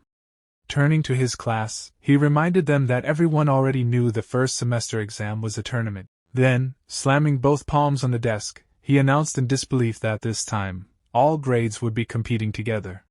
If it were easy, he said flatly, it wouldn't be a real challenge. He remembered the promise he made to Duke Sharif during the parent meeting: if they win the elimination matches, I'll find Angelina for you. But there had been a condition: the Duke had to free Andante. He could still recall the Duke's doubt: "Can I trust you?" His own reply echoed in his mind: "I never make promises I don't intend to keep." Outwardly, Chris was calm. Inwardly, that calm had already shattered. He had assumed they'd only face opponents from their own year. That assumption was gone now. Na spoke up honestly, saying that while he had some skill, defeating upperclassmen was unrealistic. Michael, however, clenched his fists and declared that they would give everything, if it meant fulfilling their teacher's wish. Chris's voice was resolute. "There's no turning back." Angelina followed with equal resolve. "Then we win. There's no other choice." From a distance, Chris watched in silence. He could see how desperate Andante was, pushing himself because of what was at stake. Yet one question haunted him: could he really turn these students into champions in such little time? He frowned. Something felt wrong. Around this time, Dolce should have been her usual annoying self, but she'd been silent. Nika noticed too and called out to her, asking her to calm Angelina down. When no response came, he asked if she was feeling unwell. Then Dolce finally spoke. Her voice trembled as she said that every year, around this season, a ghost appeared at the academy. Nika furrowed his brow. "What are you talking about?" Dolce continued, saying there were stories of students who had died during past tournaments. Chris's expression darkened. Damn it. If Dolce was talking about ghosts, that could only mean one thing: the twins were in danger. The sky turned gray and heavy. Days later, the training field stood drenched in rain, statues cold and silent beneath the storm. Nika collapsed to his knees, gasping for breath. "I can't. I need a break." Angelina's voice was sharp and frozen. "You haven't even reached 1,000 repetitions." Belle groaned. "This training's insane, and Dolce hasn't even shown up for days." "Get up," Angelina ordered, her tone crisp and commanding. "Dolce's absence has nothing to do with your effort." Chris stood off to the side, brows furrowed. Dolce missing training? That didn't sit right. They needed a full team of 7 for the tournament. He couldn't afford any gaps. He tapped his fingers against the window frame, calculating how few members remained. If something had happened to the twins, this could break them. He recalled seeing the younger twin near the inner courtyard recently, wondering, as if searching for something. Rain fell hard over the stones. A fragile voice called out into the downpour. Dolce stood beneath a tree, hair-soaked, body trembling. Her voice cracked as she whispered into the storm. "Bana, where are you?" Then louder, sobbing. "Bana!" From the shadows, Chris watched silently, his gaze sharpening. So, the rumors were true. Gabbana Arclight, Dolce's twin sister, hadn't simply disappeared. She had vanished without a trace. The Arclight twins, 2 of the most promising mages of their generation. Gabbana, the elder, had been declared dead 5 years ago. But Chris could see now that her soul had never truly departed. She'd stayed by Dolce's side ever since. Rain merged with Dolce's tears as she stood alone in the courtyard. Her voice was fading. "Where did you go?" The storm swallowed her words, but the despair behind them lingered. Chris narrowed his eyes. Most of his students carried wounds they never spoke of, ghosts from their pasts. He knew he'd have to face those ghosts one by one. He stepped forward, gripping Dolce's arm without hesitation. His voice was cold, stripped of sympathy. "Explain." Dolce looked up, face streaked with tears and rain. A fragile smile curved her lips. "Didn't think you'd skip training to find me. I didn't know you cared." Chris's expression didn't change. "Don't get the wrong idea. This isn't about you." She sank to her knees, rain running down her cheeks like melted sorrow. "If not me, then what?" His next words stunned her. "Where did you lose Gabbana's soul stone?" Dolce's eyes widened, then softened into a small, rueful smile. "Impressive. I always knew my teacher was strange, but I didn't expect you to sense it." Chris didn't answer. In truth, he couldn't sense a thing.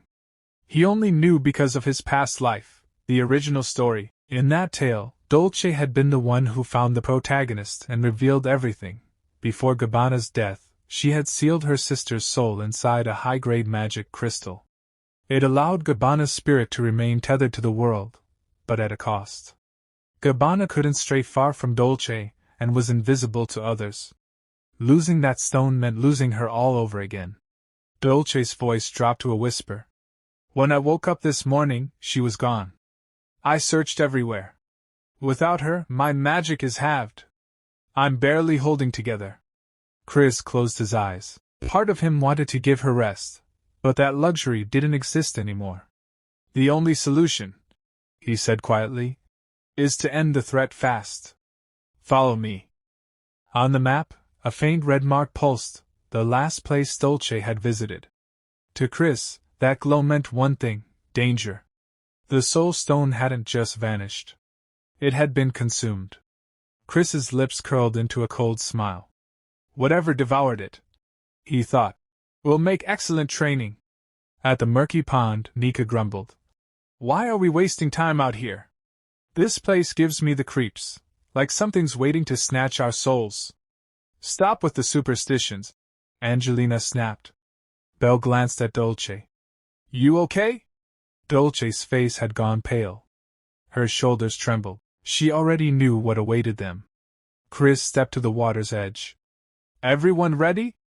The pond exploded. Water surged high as a massive reptilian creature burst from the depths, shrieking with an air-splitting cry. Its scaled, bloated body twisted unnaturally, and black acid spilled from its jaws, hissing against stone. The rocks are melting, Nika shouted. Angelina took command instantly. Its breath is acidic, long-range magic only. Nika, Belle, maintain the barrier. But Dolce didn't move. Chris noticed. This was her moment, perfect for a twin water mage. Yet she stood frozen. He found his voice, cutting through the chaos. Dolce! Are you planning to run away again? Her breath caught. The memory hit, that day in tactical class when she'd stood by, doing nothing. But this wasn't a drill.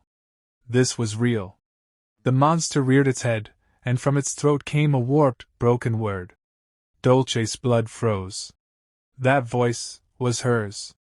The truth struck like lightning. The creature before her had swallowed Gabbana's soul. The enemy wasn't a stranger, it was the last piece of her sister. Rain poured as Dolce faced the beast. Everyone said Gabbana was undead. She whispered once to Michael. That she'd turn into a monster. But she was human. Always human. The magic tower had tried to seize her soul stone for research. That was why Dolce fled here. Chris's voice, cold as the storm, echoed behind her. The rumors weren't entirely false. But remember this, the monster before you isn't your sister. Gabbana was human. And if she could wield magic, what else could she be? Dolce trembled, tears mixing with rain. You're cruel, teacher. I always wanted to hear those words, but did you have to say them now? Water spiraled around her. She stepped forward, eyes blazing. I'm sorry for dragging you all into this.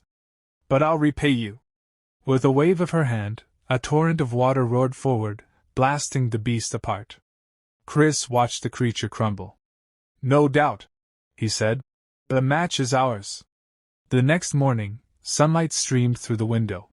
Chris lounged on the couch, remarking that the monster hunt had probably boosted their chances in the tournament. The students had struggled, but they'd brought it down. He noted the creature carried refined magic stones, likely the work of that bandaged man. He'd confiscated the stones, handed them out, and told the students to eat up. Risky, but worth it. Still, he warned them to stay sharp. Na's brothers were manageable, but the second years, especially Rain, were a different story. Rain was a rival, mentor, and headache rolled into one. Just then, a door slammed open. A purple-haired boy stormed in. I'm here to challenge the class that defeated the garden monsters. Who's the strongest? Chris sighed. Speak of the devil. He raised a hand. Quiet, the boy struck a pose. Yes, it is I, The one cloaked in chaos, leader of the new generation. Chris ground his teeth. Brad really needs a lesson in humility. Nika leaned over. Teacher, he's trying to steal our strategies. Want me to throw him out? Someone muttered that Ryan had too much free time. Chris snapped. That's not how you speak to a teacher. Inwardly, though, he smirked. His student clearly outclassed this fool. The boy scoffed. You think you can control me with a finger? He faltered when Chris's eyes glowed red.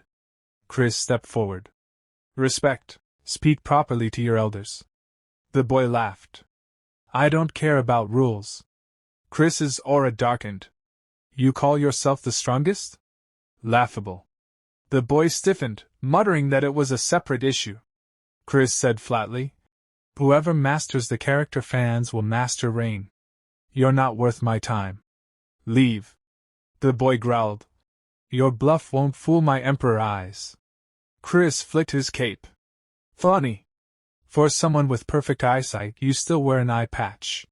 He activated his system, super popular guy's cape equipped, illusion of radiant light, active halo effect LV.10, MP drain, 100 per second.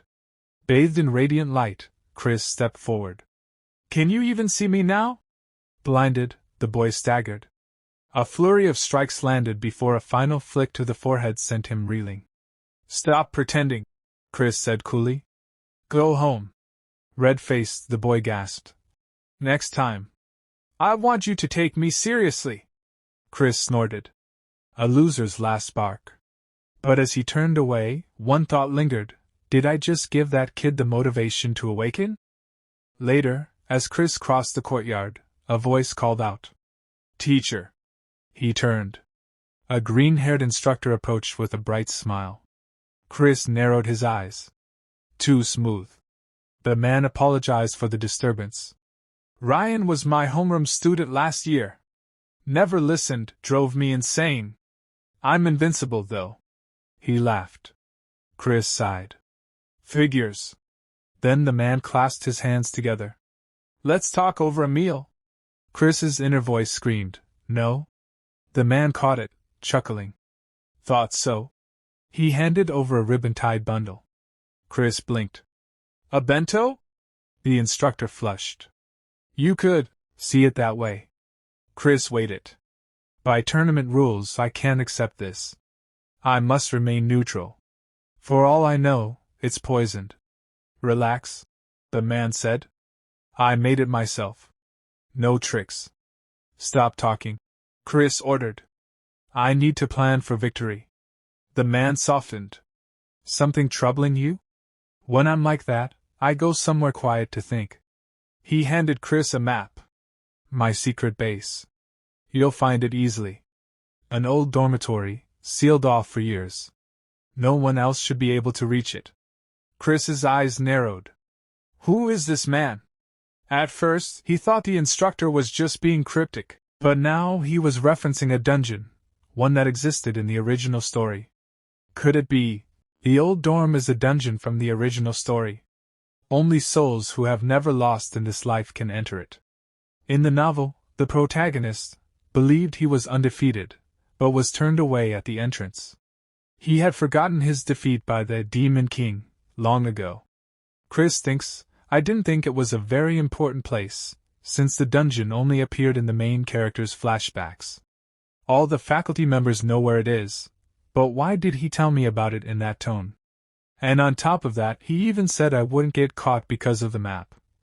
Does he have something to do with the system, or is he, like me? No. Whoever he is, I need to stay calm.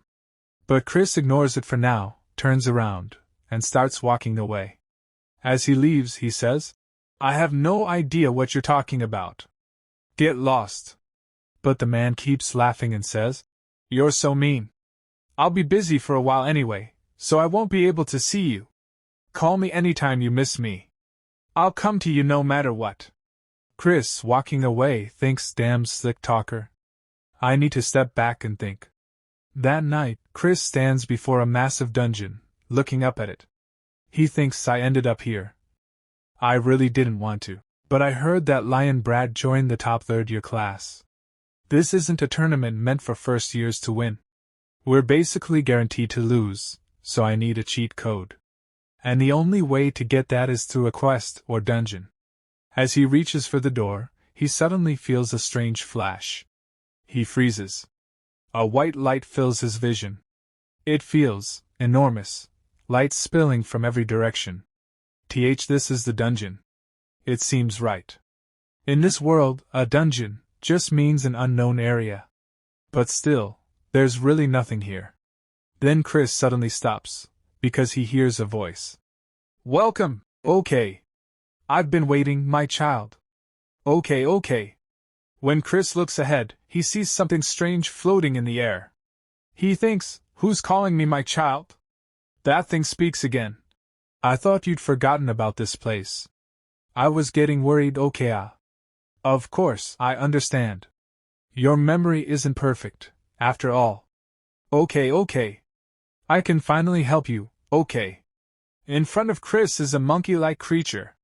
It looks like a toy, but it's clearly part of the story. Chris stares and says, That's the monkey keyring? He says to it, Wait. Hold on. Monkey, sir, tell me what's going on first.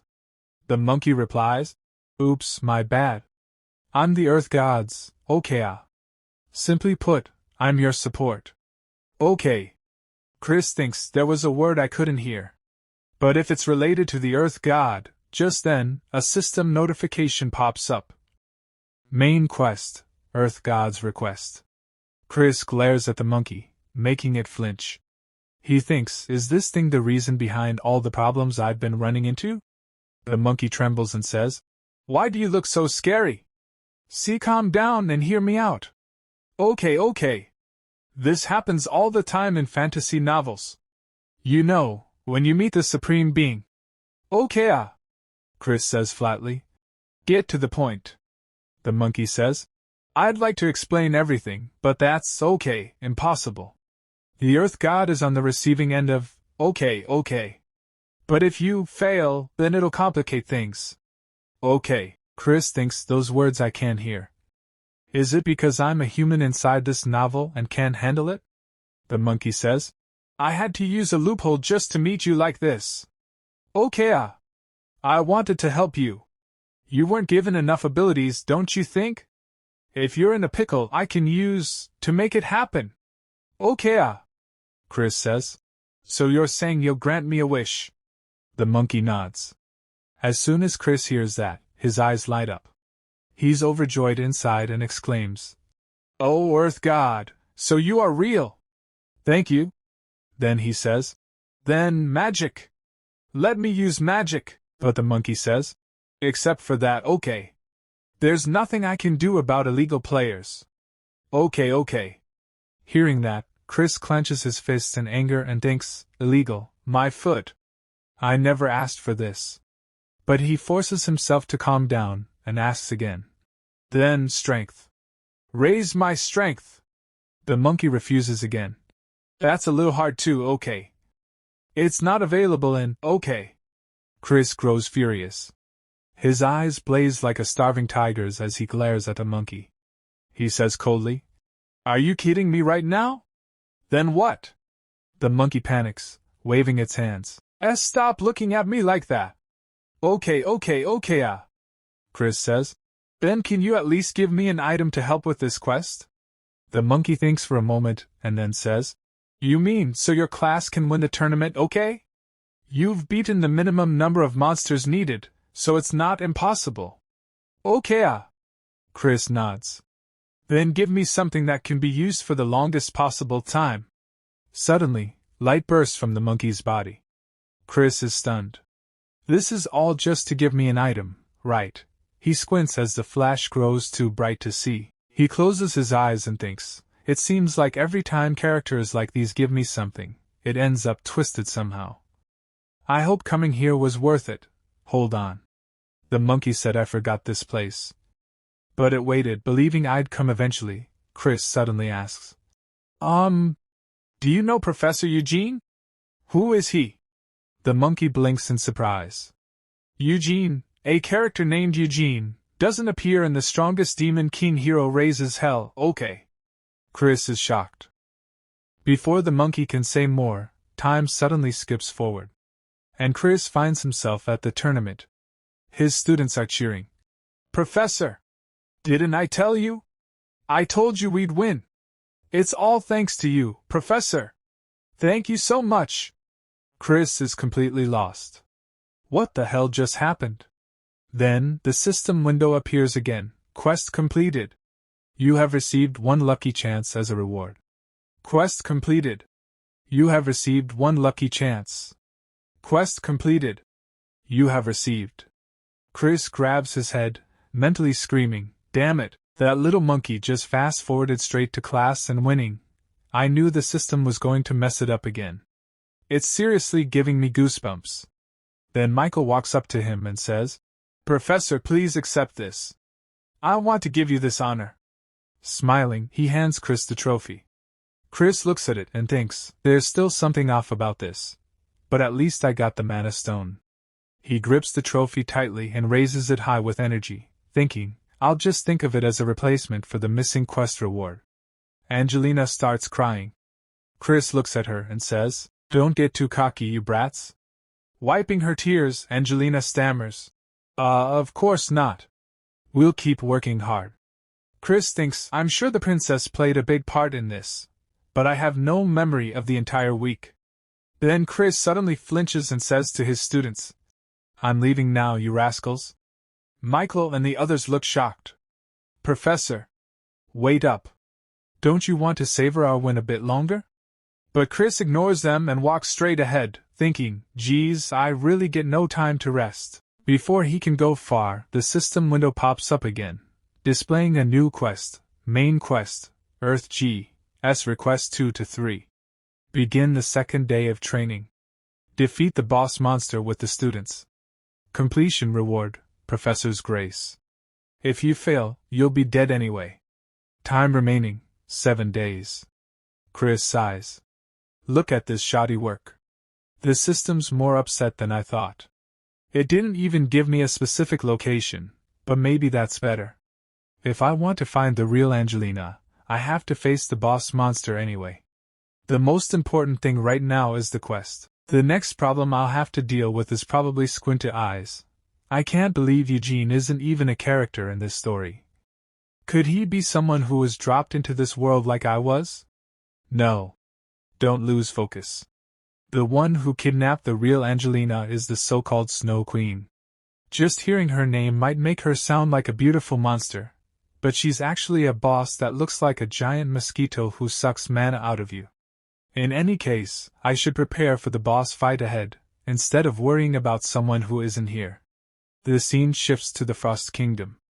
A carriage rolls down the road, and inside that carriage is Chris. A faint smile plays on his face as he thinks, the Duke's carriage is really on a different level. We'll be arriving at the boss fight location soon. I decided to take more than one carriage because there were too many students, but how did I end up sharing with this kid? Chris is thinking that because Lion is with him. Lion, who's brimming with energy, looks around and shouts, Prof! My Emperor's eye is tingling. This fight's gonna be lit, I can feel it. Lion's bluster visibly annoys Michael and Angelina, but both of them force themselves to stay calm. Chris remembers how Lion had begged him, practically on his knees, to let him join their squad, and Chris had, despite himself, agreed. He thinks, I don't know if he lost his mind after losing the tournament, but he kept begging to join Class X, so I finally told him he could participate in the boss fight with us. Be quiet. Well, at least he has some skill. And since I got the Eye of Flame, entering the dungeon should be no problem. Angelina speaks up. Professor, everything will be okay if we just follow the plan, right? Chris looks at Angelina and thinks she probably has the most on her mind right now. He answers, as long as no one does anything foolish. Michael reassures Angelina. Don't worry, Angelina. The professor said everything will be fine. And we're all going to do our best. Chris lets out a small laugh as he watches Angelina and thinks, if it weren't for Angelina's true identity, I'd be impressed with the harem romance situation going on right now. Lion pipes up again. This Kyo has some serious riz. Hey prof, maybe we should give them some space. Chris mutters, geez. That's not even a girl. After a while they arrive at the kingdom's gate. Chris announces, we're here. He explains, this is the Kingdom of Frost. This is the dungeon where the Snow Queen resides. It's been a long time since anyone attempted to clear it. In the strongest Demon King hero raises hell, the protagonist discovers this place while fighting the Demon King's army. It was a complete mess for him because he had to deal with both the Demon King's army and the Snow Queen. But right now, we only have to deal with one of them. I've already told the students about the attack patterns and other tips. Even if it's difficult, knowing how to fight a boss makes it easier to clear. I trust all of you. He raises the red stone, which emits a bright flash. The system notifies him. The Snow Queen invites you to the realm of the shards of the false mirror. The quest's difficulty may change depending on the situation. You are a professor. Please finish this class safely. At that moment, Chris notices a huge white mosquito approaching. He becomes alert and thinks, seeing it in person is pretty scary, but there's no time to be nervous. We have to attack before it can make a move. He calls out, everyone, prepare for battle. But when he looks back, he's shocked. They're not responding. Why aren't they answering? Chris realizes all the students are in terrible pain, clutching their heads and thinking of their parents. They're paralyzed. It's some kind of psychic assault. Chris is hit hard by it and swears, damn, everyone's out of it. The mirror world or whatever was a psychic attack. What do I do? It doesn't work on me, but there's no way I can fight it myself.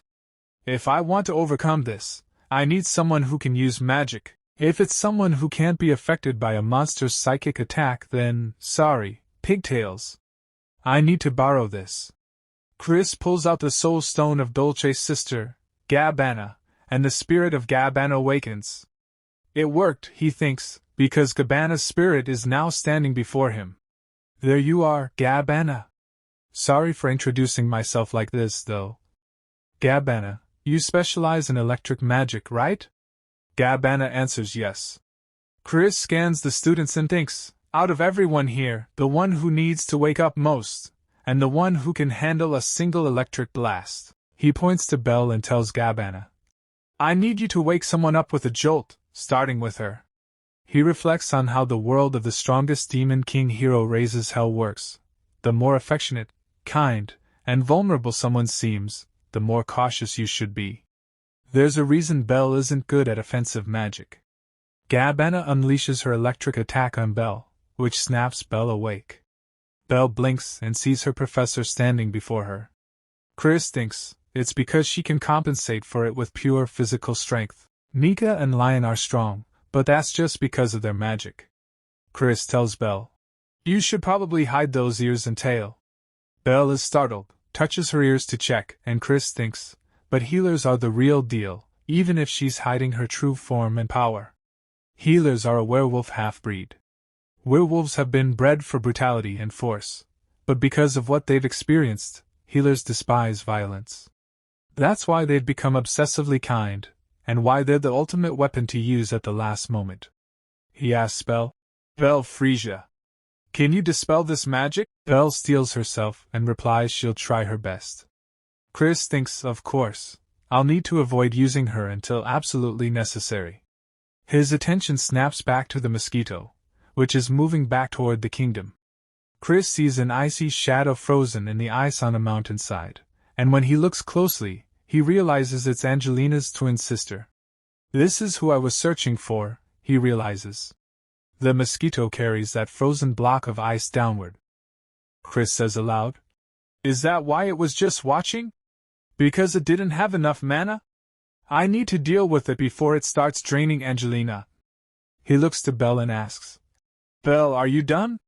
Belle says, almost. But the last one. Chris's eyes go to Michael, who's suffering badly. He thinks, of course, the main character. I guess it's not an ordinary nightmare. I should have expected that. Out of everyone here, he has the darkest past. It's probably not a good idea to let him go berserk again. Especially since he has the skills we need for this fight, Chris tells Belle. Belle Frisia. Prepare a mind link spell. I'll bring him back myself. Belle hesitates, panicked. Professor, are you serious? If anything goes wrong, you could be imprisoned forever, too. Chris considers, really? The main character used it all the time in the story, so I thought it was okay. But I can't back out now, he says firmly. In case you forgot, all of you are still in training. And I'm your professor. The leader must always take responsibility. If anything happens, you can just cut the connection and pull me out, can't you? I think you're capable of that much. Those words bolster Belle's confidence. With newfound determination, she replies, Okay, Professor. I'll manage it somehow. I'll make sure you get out safely, so don't worry. Chris smiles at her and straightens his hair. So you finally understand. Then hurry up before the rest of these kids die. Now then, shall I try lowering the difficulty? Then Bella begins her work, and she starts sending Chris into Michael's nightmare. The system's voice echoes in Chris's mind. You are entering Michael's psyche. Warning! Unauthorized access. You have not been invited. The world is hostile to you. Warning! Unable to locate your data in the world. Perception range is limited. Chris now arrives inside Michael's nightmare. He looks around and thinks. Even without the warning, I can tell just by looking. It feels like I'm in some kind of unfinished game. If this place is filled with his trauma, then this must be the village he grew up in as a child. He recalls the main character's past in the original story. His father, the Demon King, killed his human mother. No one came to help, so he went berserk and burned down the entire village. That incident happened at his own house, so let's see, is that the elm tree from the flashback in the novel? Thinking this, Chris walks toward Michael's house, opens the door, and looks inside. Inside, Michael is sitting on the floor crying, with his mother lying lifeless in his arms. He's desperately trying to wake her up. Just in front of him stands the Demon King. Michael can't believe his mother is truly dead. He cries out for help, anyone's help. As Chris steps inside, he thinks, this seems pretty bad. Seeing the Demon King, Michael screams, Monster! Did you kill my mother? And just then, Chris appears in front of him. Michael freezes in shock, staring at him. Chris thinks, at that time, the person he wanted most was a hero to save him. A hero should look cool from behind. Michael doesn't recognize Chris and stammers. Who are you? Chris smirks and says, You hopeless brat. Are you so out of it that you can't even recognize your own professor's face? At that, Michael's eyes widen. He finally remembers, the one standing before him is his professor. Chris then turns his gaze toward the Demon King and thinks, is that really the Demon King? I can't see clearly. It looks like he's trying to use some kind of magic. Michael panics and grabs Chris's clothes, holding him back. Don't go! It's too dangerous ahead. The Demon King is right there. Run away while you can. But Chris looks down at him calmly and says, Michael Fwishin. Why should I run? Michael, still trembling, replies, that monster. He killed my mother. He'll kill you too. Chris gives a faint smile. You're the one who asked for my help. Just watch carefully. He faces the Demon King and thinks, this is a world where Michael's subconscious rules. In other words, if he's always thought of me as the strongest. The Demon King roars and punches toward Chris. Chris stretches out his hand to block it, thinking, then that means I'm definitely OP here. A violent shockwave bursts out from the Demon King's punch, forcing Michael to squeeze his eyes shut. Then, a voice rings out. I thought I told you to watch carefully, you weakling. Michael opens his eyes. Before him stands Chris, having stopped the Demon King's massive punch, with just a single finger. Michael is utterly stunned. The professor blocked his fist with just her finger. That's the same fist that hurt my mother and destroyed the village. He thinks. Right, she was always someone who easily broke the rules of the world. That's why I always wished she'd be here. Chris says. You weren't waking up just because you were scared of a loser like this? You must think you've got all the time in the world, huh? The Demon King growls and increases his pressure, but Chris still effortlessly holds him back with one finger. She looks at Michael and says, Michael, I don't know what this thing is, or what's up with you. And honestly, I don't really care. But there's one thing I do know. Then Chris grips the Demon King's fist tightly, twists it, and throws the monster across the ground. The demon crashes and falls. Michael stares in disbelief as Chris turns to him and says, This isn't where you belong. So get a grip. You're just embarrassing yourself. Hearing that, Michael looks back toward the Demon King, who's now fading away into nothing. He thinks, she's right. I've grown since this moment. I don't have time to waste trapped in childhood memories. I need to learn from my professor and get better. But, then he says softly, Professor, do you even need someone like me?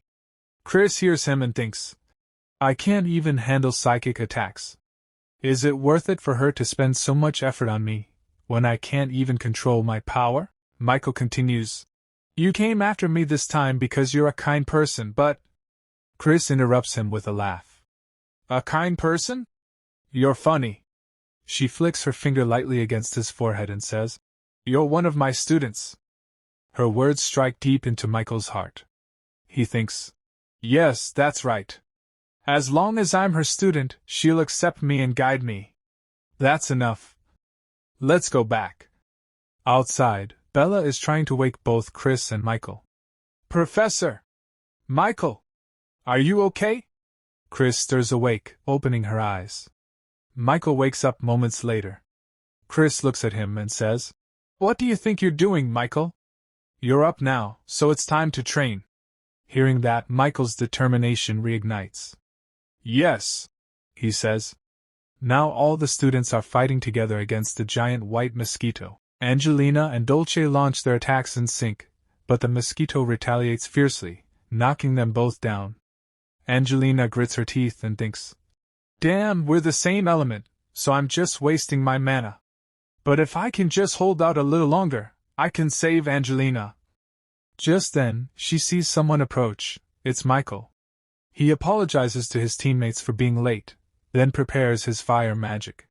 He thinks, I won't be shackled by the past so easily from now on.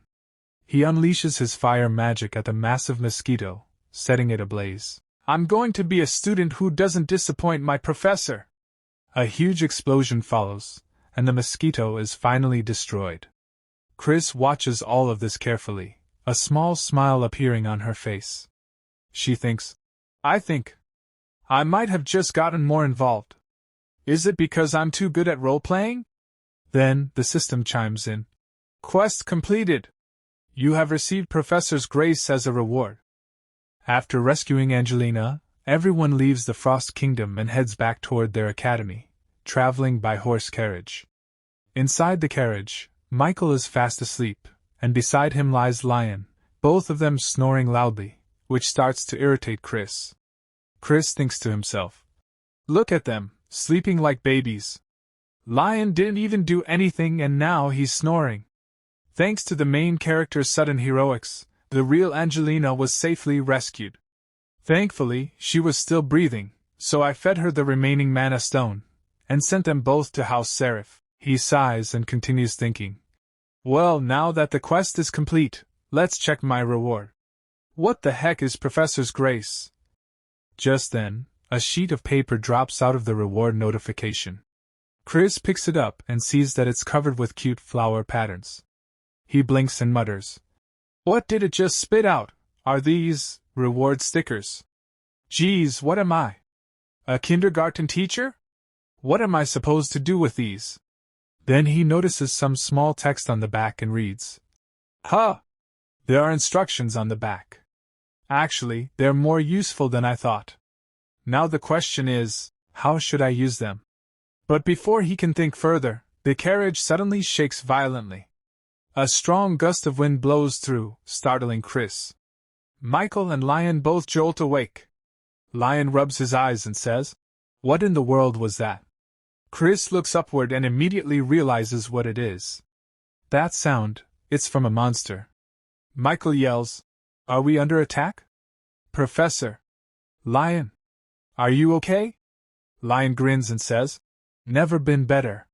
It seems the Dark Horde has followed me all the way here, probably jealous of my strength."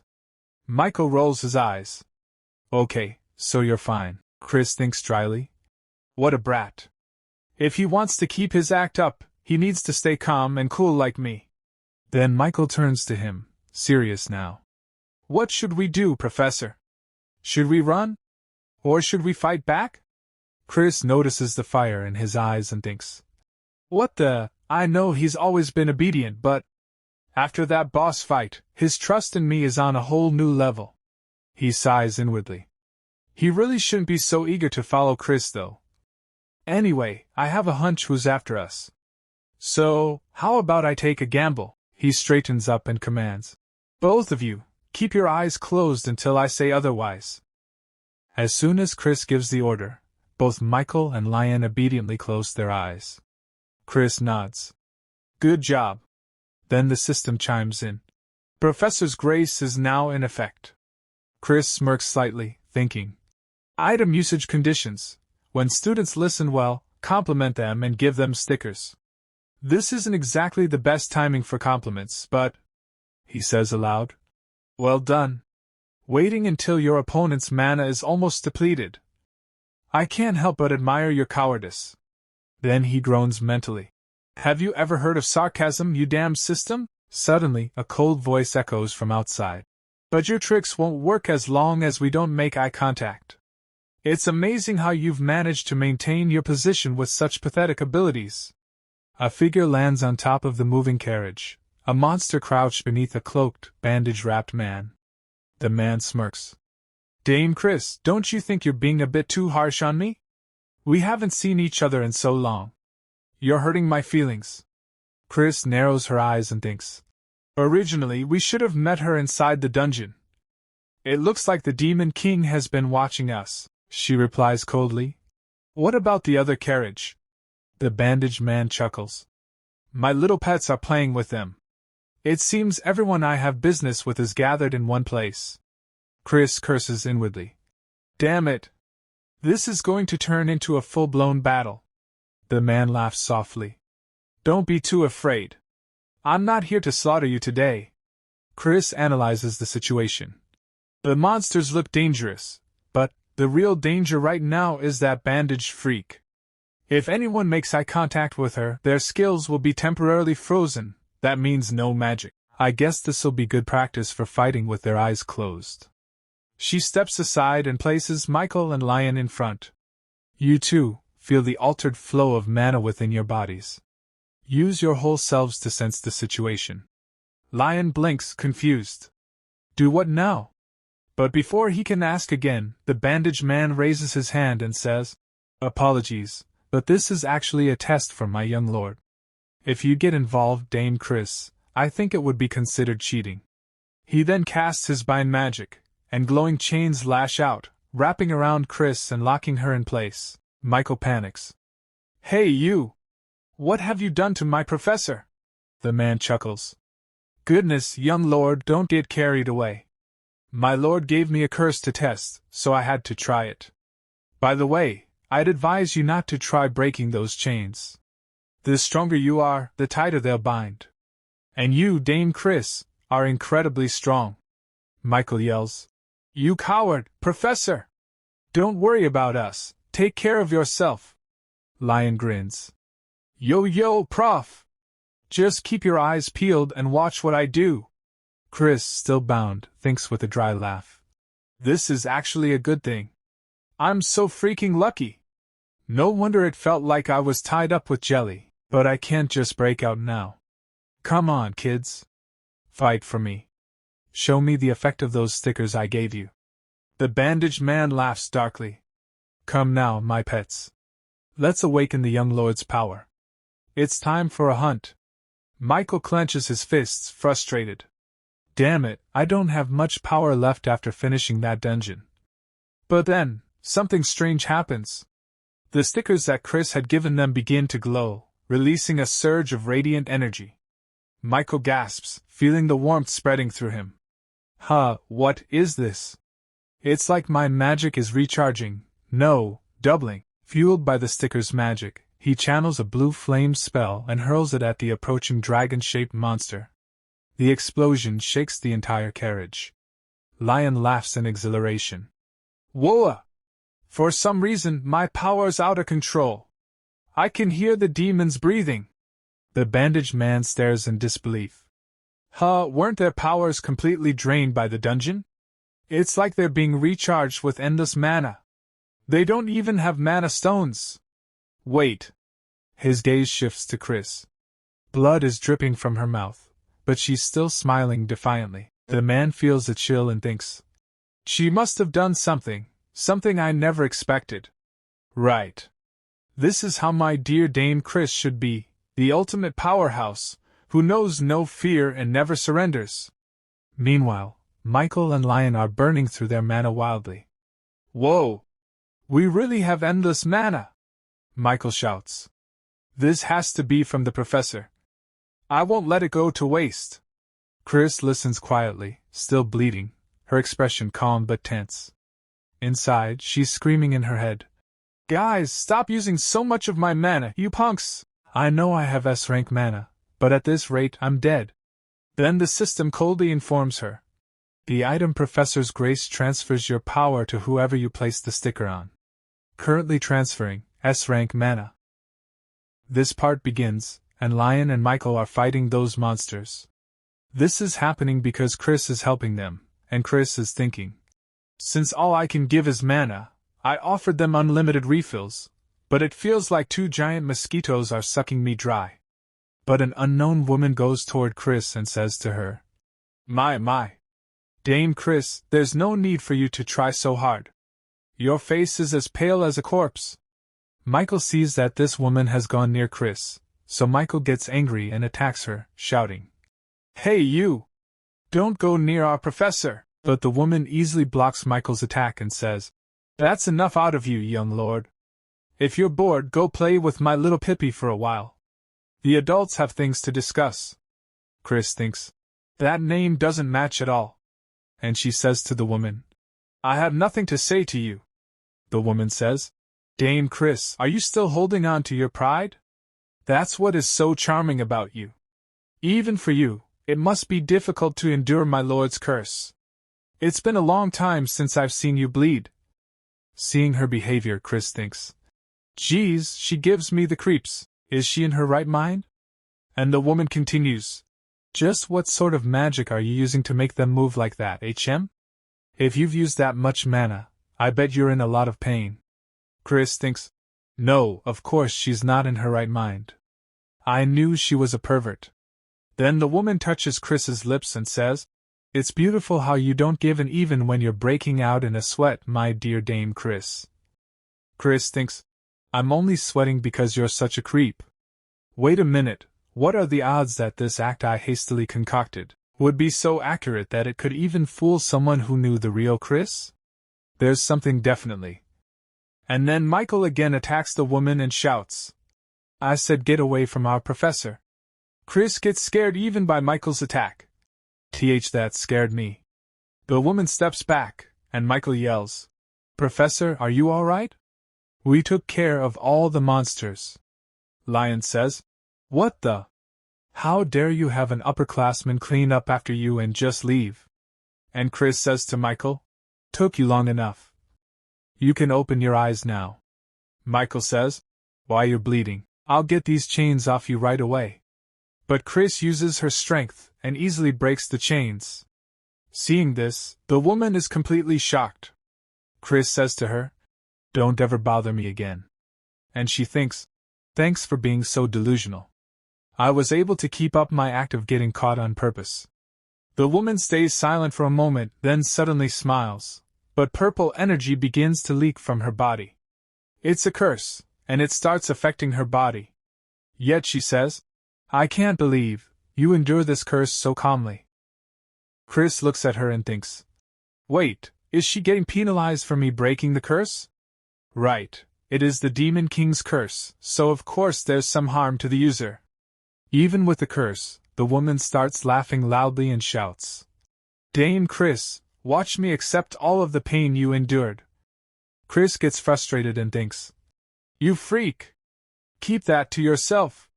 Then Chris says to her two students, "Michael, Lion, we're leaving." Michael says, "Yes, Professor, wait up." Lion says, "Yo, you perverted bandage freak. I'm only letting you off the hook for my prof's sake."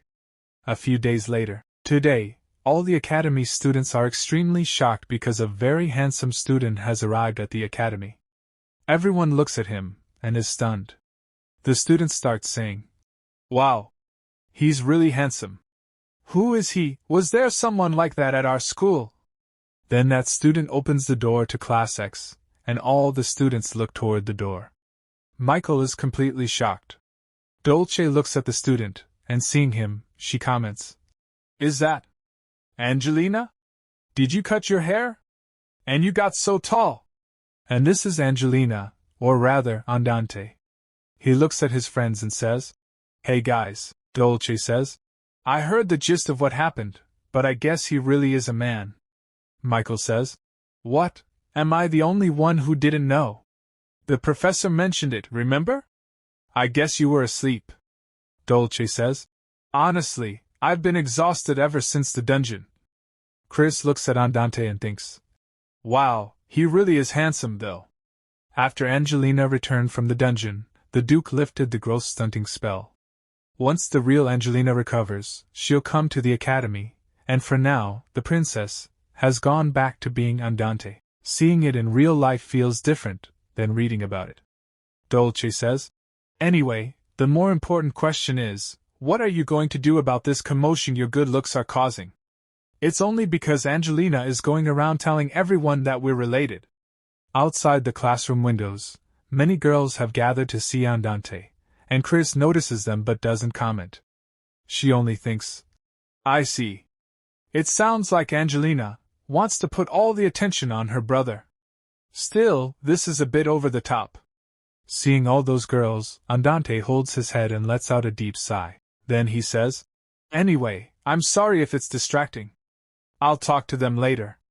Dolce says, "Whoa, why have you gotten so nice? I guess it's not just your body that's grown. I'm so proud of you." But then, the classroom door opens, and a large group of girls rush in, shouting Andante's name. "Andante! Over here! You remember me, right, Andante?" And Andante panics completely. Please calm down, everyone." Chris doesn't take any action. She quietly watches everything, thinking, "I'll quietly exit stage left." After some time, Chris goes to her old spot, on a tree branch, and rests there. She thinks, "These academy girls are seriously intense. I can still hear them screaming, so that means he's probably running away." Then Andante arrives there, having escaped from all the girls. He's panting and says, "They won't come all the way here, will they?" Seeing him, Chris thinks, "Damn, this is supposed to be my secret spot. He must have come here on purpose. He knows the students are afraid of me." Andante says, "It's quiet here." "Well, honestly, it's always calm when you're around. This will all be over soon. They'll all leave once they realize they have no chance. Even though I'm an illegitimate child, I'm still the Duke's son." Chris listens and thinks, "Right, he would be the easiest connection to the Seraph family." Andante says, "Unfortunately, my father doesn't pay any attention to me." Then he turns around, looks at Chris and says, "But I made it clear to my father that you saved my sister." "Thank you, Professor. I can't tell you that enough." Chris says, "Andante Seraph. You didn't use stealth magic even when you were being chased." Andante is surprised. Chris thinks, "Is it because he doesn't want to hide himself anymore?" Then she says, "It doesn't matter. You can enjoy being Andante all you want. You've always had a high opinion of yourself." Hearing this, Andante smiles and says, "Professor, do you mind if I come here occasionally?" But Chris says, "You're starting to annoy me. Get lost." Then Chris narrates, Just as the freshman's first vacation was approaching, and the academy and the system seemed calm, an incident broke out. I thought if I ever used a sword, it'd be against a strong enemy. I never imagined it'd be a human. Professor 10 killed someone. And someone I know. The incident began on a day like any other. After class had ended, Chris had forgotten something, and she was going to get it. She says, "Damn. I left my book in the classroom. An illustrated guide to magic for kids. I only started reading it because I was getting bored doing nothing during self-guided study time. I'd be screwed if anyone found out." Then she reaches the classroom, and as soon as she opens the door and enters, she sees a bunch of letters. She says, "Luckily, it's late and no one's around." She walks forward and picks up one of the letters. It got so full, it exploded. Oh, the joys of youth. Geez, these girls, he asked them to stop, so they should back off a bit. But then black-colored dust starts rising from the letter and enters Chris's nose, and because of that she sneezes. She thinks, what's with the dust? Is there pollution even in a fantasy world like this? Anyway, now that the love letters are back in order, I should get out of here before someone shows up. My nose still itches. The next day, Chris is heading toward her class, yawning, and she thinks, another uneventful day. I haven't even got a quest in a while. It's nice to get a bit of a break, though. But when Chris opens her classroom door, she gets a huge shock. Standing right in front of her is someone who looks exactly like her. Seeing that, Chris is completely shocked. Michael and Andante also see Chris and are equally shocked, and Michael says, "Huh! There are two professors." Andante says, what's going on?" Chris looks at that woman and thinks, is that the real Chris? No, calm down. I'm definitely the real Chris. Then the dot on the map. I knew it, it's red. And there's no name. It's the same thing that happened with the lizard monster. So that means, it's a monster taking on a human form. Better known as a doppelganger. In this world, there are many types of doppelganger monsters. From those that simply mimic appearances, to those that devour people and absorb their memories and personalities. I don't know what kind this one is, but I have to let the kids know it's a fake. But the fake Chris suddenly says, what a joke. Look at this monster trying to imitate me. How ridiculous. Chris gets angry, because that's her line. Nika says, so, it's a monster. I never thought a doppelganger monster would end up here. Dolce says, I don't get why it would copy our professor though. I wouldn't have done that if it were me. Chris thinks, you punks, I can't believe you're just believing it. I need to do something quick. She steps forward and says to students, you good-for-nothings, no matter how dumb you all are, I thought you'd be able to tell the difference between a monster and a human. But I guess not. Then Chris tells the students, this is the last test of the semester. Choose the real one. Those who don't answer correctly will not return next semester. And the system gives Chris a new main quest, Earth Gods Request 2-4. They say that if you meet a doppelganger, one version of you dies. Take care of it before the process is completed. Completion reward, short-haired doll. If failed, lose your spot to that imposter. Time remaining 3 hours. Chris says, first, close and block the front and back doors. She thinks, we need to make sure Andante's fans don't find out and spread rumors. Sorry kids, if I could use magic, I'd reveal the truth right away, but it looks like you'll have to do some of the work that I can't. Michael says, how dare you do this to our professor, I'll kill you. Dark energy bursts out from Michael's body, and Chris gets nervous. She thinks, you don't mean me, right? A little later, class discussion begins. Nika says, no one noticed anything off until B came in. Don't you think that's because A is the real one? Explanation appears. Group A, the real Chris is the one who was in the classroom from the beginning. Group B, the real Chris is the one who came in later. Michael says, it's so obvious that A is the monster and B is our professor. What in the world is making you think our professor is that monster? Andante looks at both Chris's and says, I kind of agree with him. I don't know why, but A seems a bit awkward, and B seems completely uninterested in us. Isn't that how our professor usually is? Michael and Nika start fighting about which one is real. Dolce smiles watching them and says, instead of arguing amongst ourselves, why don't we just ask them? We can ask questions that only the real one can answer. I'm sure you've all been curious about our professor, right? Why don't we use this opportunity to get a little info? Dolce thinks. I think Michael will have some especially fun questions. Nika likes the idea and agrees. He says, okay then, excuse me, Professor A. What do you think about us students? The fake Chris thinks a bit, then answers. There's no reason for me to dislike you. You're just you. Hearing that, Chris is shocked and curses inside. What? You bastard! It's imitating me pretty well. She thinks. It looks like the dust I inhaled yesterday was mimic spores. The quest window said to deal with it before it was completed. Mimic spores usually split in two, one half enters a human body and drains their mana, and the other half uses that mana to grow into a mushroom that mimics humans. The problem is, if I attack them before they come back together, they'll regenerate infinitely. If I'd known I'd have to break character like this, I would have just killed them all before. Just like Michael did, in the original story, Nika says. I knew our professor was just pretending to not care about us. The fake Chris says.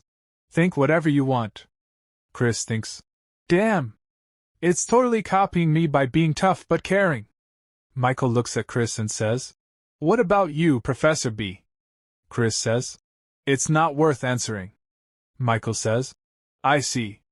Then I'll ask the next question. Professor, there's a place I'd like to go with you. Do you have any plans for the break? Chris is stunned. She thinks, what the heck is up with these questions? The fake Chris answers, I don't. I'm still thinking about where to go. I've always been like that. I never know where I'm going.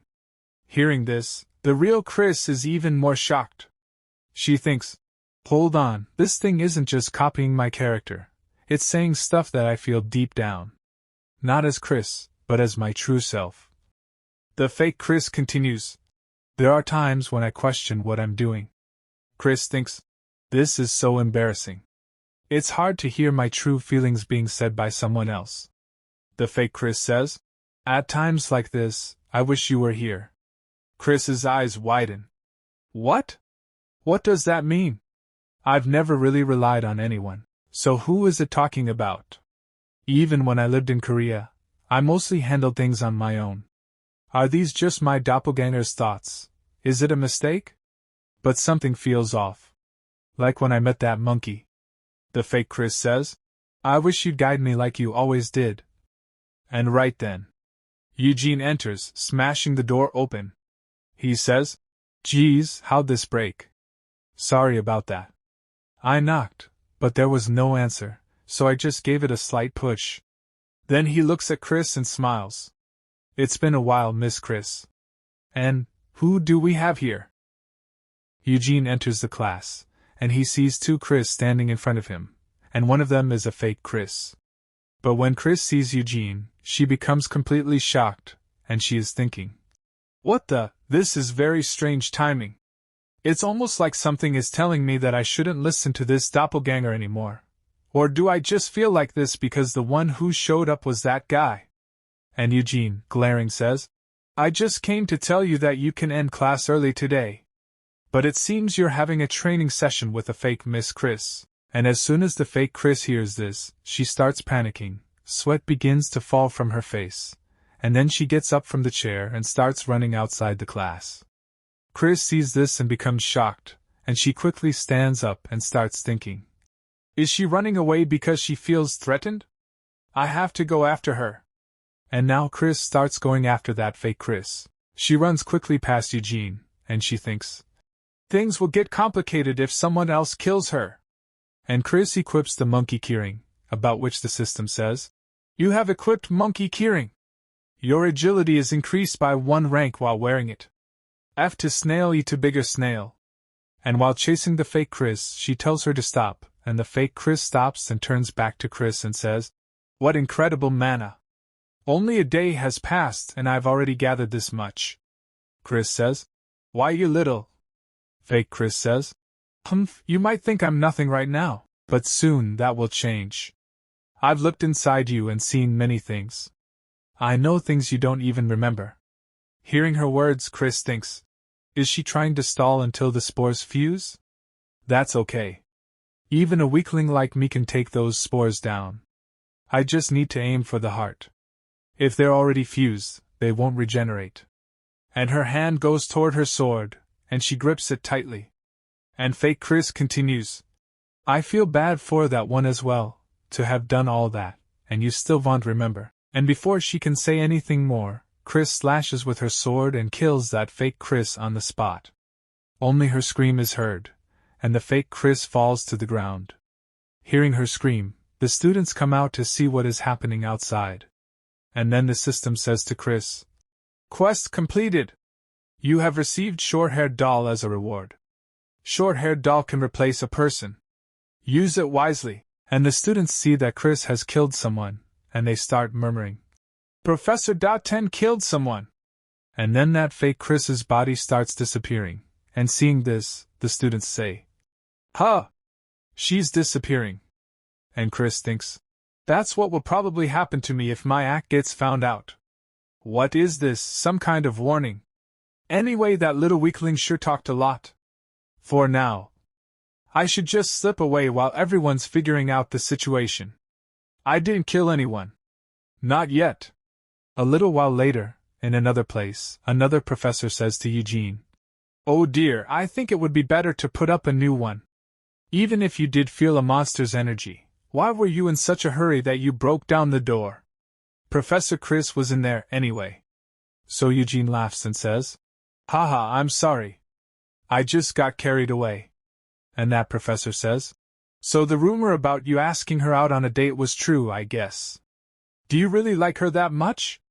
She has her charms, but she's not exactly the ideal woman, you know. And as soon as Eugene hears this, he becomes angry, and he says to the professor, Oh, so you always thought she was charming too, huh? I never knew. Seeing Eugene's angry face, the professor becomes nervous and says, WH, what are you talking about? You know that I celebrated my 15th anniversary with my wife yesterday. And then Eugene's angry face turns into a joking face, and he laughs saying, Ha ha, I know. I'm the one who recommended the restaurant you went to. Don't worry, it was just a joke. Miss Chris isn't easy to figure out. No one really knows much about her, but the professor says, You talk like you know something. Do you have some secret history with her? Hearing that, Eugene becomes silent for a moment, then smiles and says, Of course not. The next day, Dolce is sitting in the office, and she is thinking, Why does the professor want to see me alone? I thought Bells was just messing around. Belle had said, Dolce, the professor wants to see you in her office. And then Chris enters the office, and Dolce looks at her, and Chris comes forward and sits on the chair.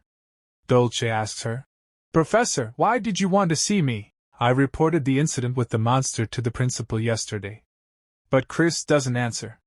Instead, she starts giving her the doll that the system gave her. Seeing it, Dolce becomes shocked and says, What on earth is this? In response, Chris says, It's a doll. Taking the doll and squeezing it, Dolce says, I can see that. But why are you giving it to me? So Chris says, Next semester, register properly before attending classes. Dolce becomes a little confused, but then the spirit of her twin sister, Gabbana, comes out, and Chris says to Gabbana, How long do you plan on secretly taking classes? Gabbana? Gabbana says, It's a flimsy body, but since I used a doppelganger's mana stone, she should be just fine. And Dolce becomes shocked and thinks, Wait, is she talking about necromancy? That's magic which can make a spirit possess an object. How does she know about such long-forgotten magic? I've tried plenty of times already, but Gabbana's soul is too strong, so it always failed. It would take an extraordinary kind of magic to make an object that could work. And Chris thinks, was she stalling for time with the doppelganger so she could feed it mana?